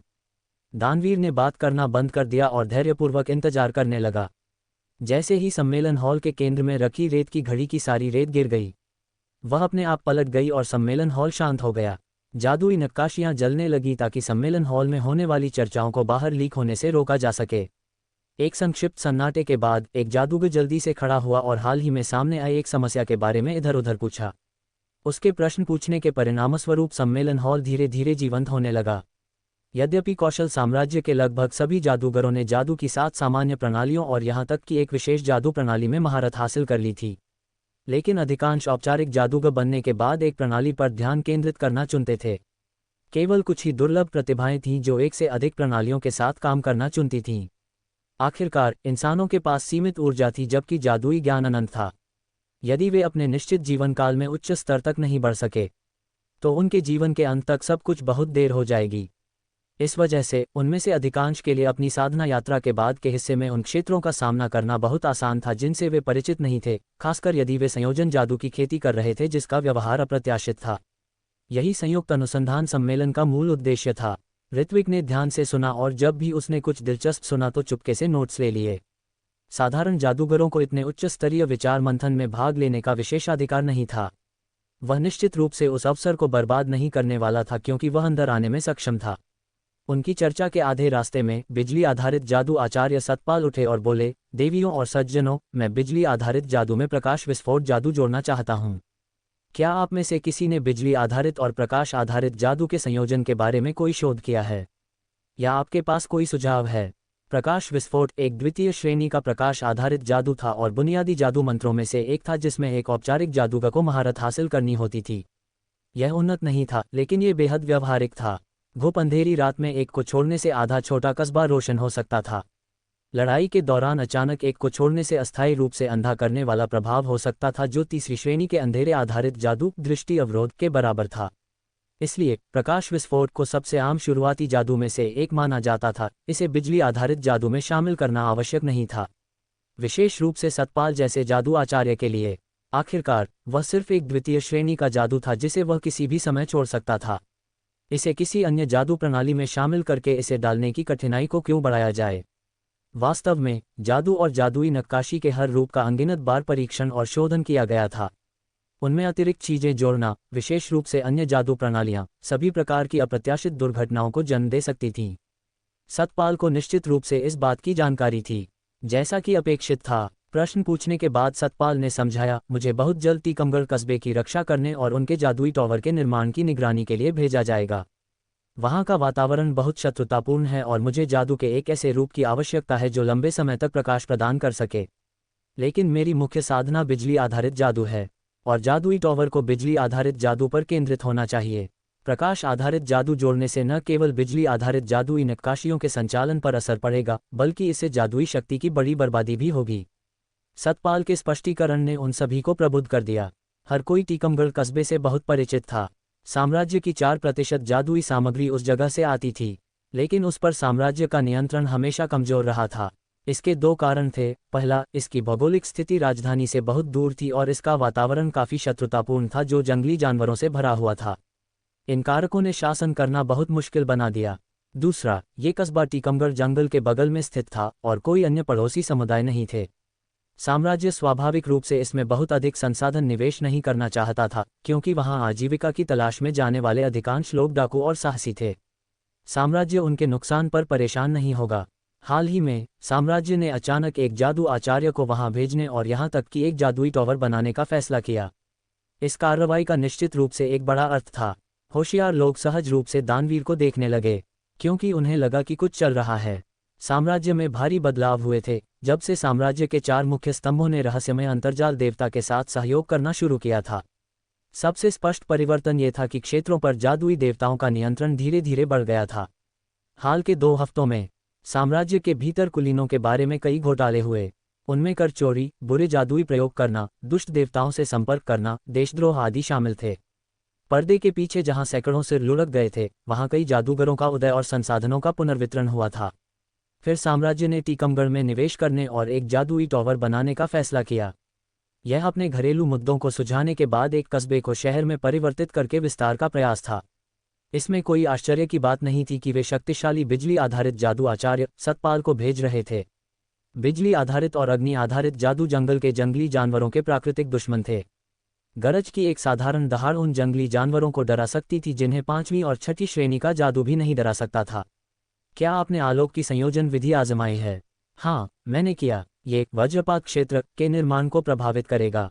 यदि मैं इसे बनाने के लिए त्रिआयामी विधि का उपयोग करता हूं, तो वज्रपात क्षेत्र की सीमा 30 मीटर से अधिक कम हो जाएगी। टॉवर की नोक पर अपने आप एक प्रकाश विस्फोट जादू ठीक करने के बारे में क्या? यह आदर्श नहीं है। इसके लिए एक अलग जादू आपूर्ति की आवश्यकता होगी। ये जादुई ताल के संचालन में बाधा डालेगा। 2 और अधिक प्रणालियों का कोई भी जादू संयोजन निश्चित रूप से एक दूसरे को प्रभावित करेगा। टीकमगढ़ किसी अन्य कस्बे की तरह नहीं है। जादुई टॉवर जितना अधिक कवर करेगा, हम उतना ही अधिक प्रभाव डाल सकते हैं। रोशनी के लिए टॉवर के प्रभाव का बलिदान करना बिना किसी संदेह के सबसे खराब समाधान है। हाँ, यदि आपको वास्तव में लगता है कि रोशनी बहुत महत्वपूर्ण है, तो मेरा सुझाव है कि एक जुड़वां टॉवर या एक उपग्रह टॉवर बनाया जाए। जुड़वां टॉवर और उपग्रह टॉवर बनाने की लागत बहुत अधिक है। चर्चा के एक दौर के बाद परिणाम बहुत अच्छे नहीं थे और सम्मेलन हॉल में मूड थोड़ा निराशाजनक हो गया। क्या संत ईला की अग्नि पर शोध में कोई सफलता मिली है? क्या हम रोशनी के उद्देश्य को प्राप्त करने के लिए संत ईला की अग्नि का उपयोग कर सकते हैं? किसी ने बिजली आधारित जादू की एक रहस्यमय खोज को सामने लाया। उपस्थित कुछ बिजली आधारित जादूगरों ने एक दूसरे को देखा और अपना सिर हिलाया। संत ईला की अग्नि वास्तव में आग के बजाय एक प्रकार की चमक थी। बिजली आधारित जादूगरों ने पाया कि मस्तूल, सींग और महानाग के सींग जैसी नुकीली चीजें आंधी के वातावरण में नीली सफेद रोशनी का उत्सर्जन करती हैं। ये पहले एक लौ की तरह लग रही थी, इसलिए इसका नाम संत ईला की अग्नि पड़ा। उस खोज ने कई जादूगरों को यह विश्वास दिलाया कि बिजली आधारित जादू में प्रकाश आधारित जादू के कुछ गुण हो सकते हैं और यह प्रकाश ऊर्जा में भी बदल सकता है। शायद ये जादू की एक और शाखा विकसित कर सकता है, ठीक वैसे ही जैसे जल आधारित जादू की एक अलग बर्फ आधारित शाखा थी। दुर्भाग्य से तब तक किसी ने भी संत ईला की अग्नि मंत्र पर कोई सफलता हासिल नहीं की थी। स्वाभाविक रूप से गड़गड़ाहट और बिजली का जल्द ही किसी भी समय प्रकाश ऊर्जा में बदलना असंभव लग रहा था। चलो अगले प्रस्ताव पर चलते हैं। दानवीर ने सन्नाटे के एक संक्षिप्त क्षण के बाद मेज पर दस्तक दी क्योंकि उसने इस चर्चा को बंद करने की तैयारी की। ये सुनकर सतपाल के चेहरे पर निराशा छा गई। उसे पहले से ही अंतर्जाल से टीकमगढ़ के बारे में काफी स्पष्ट समझ थी। वह रोमांच चाहने वालों और डाकुओं के लिए स्वर्ग था। यह एक ऐसी जगह भी थी जिसे मृत्यु के देवता पसंद करते थे। जंगली जानवरों का शहर में घुसना और आधी रात में निवासियों को पकड़ना एक आम बात थी। यही कारण था कि वह जादुई टॉवर पर एक दीर्घकालिक रोशनी जादू जोड़ना चाहता था। जब तक रोशनी थी, जंगली जानवरों के खिलाफ इंसान की रक्षा क्षमता बहुत बढ़ जाएगी। हालांकि क्योंकि दीर्घकालिक रोशनी की आवश्यकता थी, इसलिए इसे जादुई उपकरण द्वारा प्रतिस्थापित करना काफी कठिन था। बेशक वह जबरदस्ती प्रकाश विस्फोट जादुई नक्काशियों को जोड़ सकता था, लेकिन बदले में ये जादुई टॉवर के कवरेज और शक्ति को प्रभावित करेगा। वह ये नहीं देखना चाहता था। आखिरकार उसके पास दोनों जहां का सबसे अच्छा नहीं हो सकता था। ठीक उसी समय एक चिल्लाहट ने सम्मेलन में सबका ध्यान खींचा। एक सेकंड रुको। उन सभी ने आवाज के स्रोत की ओर देखा और महसूस किया कि यह आमतौर पर शांत रहने वाला अजय था जो बोला था। ऋत्विक ने सतपाल से कहा, यदि ये केवल दीर्घकालिक रोशनी की समस्या को हल करने के लिए है, तो मेरे पास एक समाधान है जो आपकी समस्या को हल कर सकता है। वे सभी तुरंत हैरान और संशय में थे। उनकी पिछली चर्चा के बाद उन्हें विश्वास नहीं हुआ कि अजय को इस मुद्दे की कठिनाई का पता होगा। उस मामले को सुलझाना मुश्किल नहीं था, लेकिन एक ही समय में दोनों उद्देश्यों को पूरा करना कठिन था। और सतपाल जो चाहता था वह दोनों उद्देश्यों को एक साथ पूरा करना था।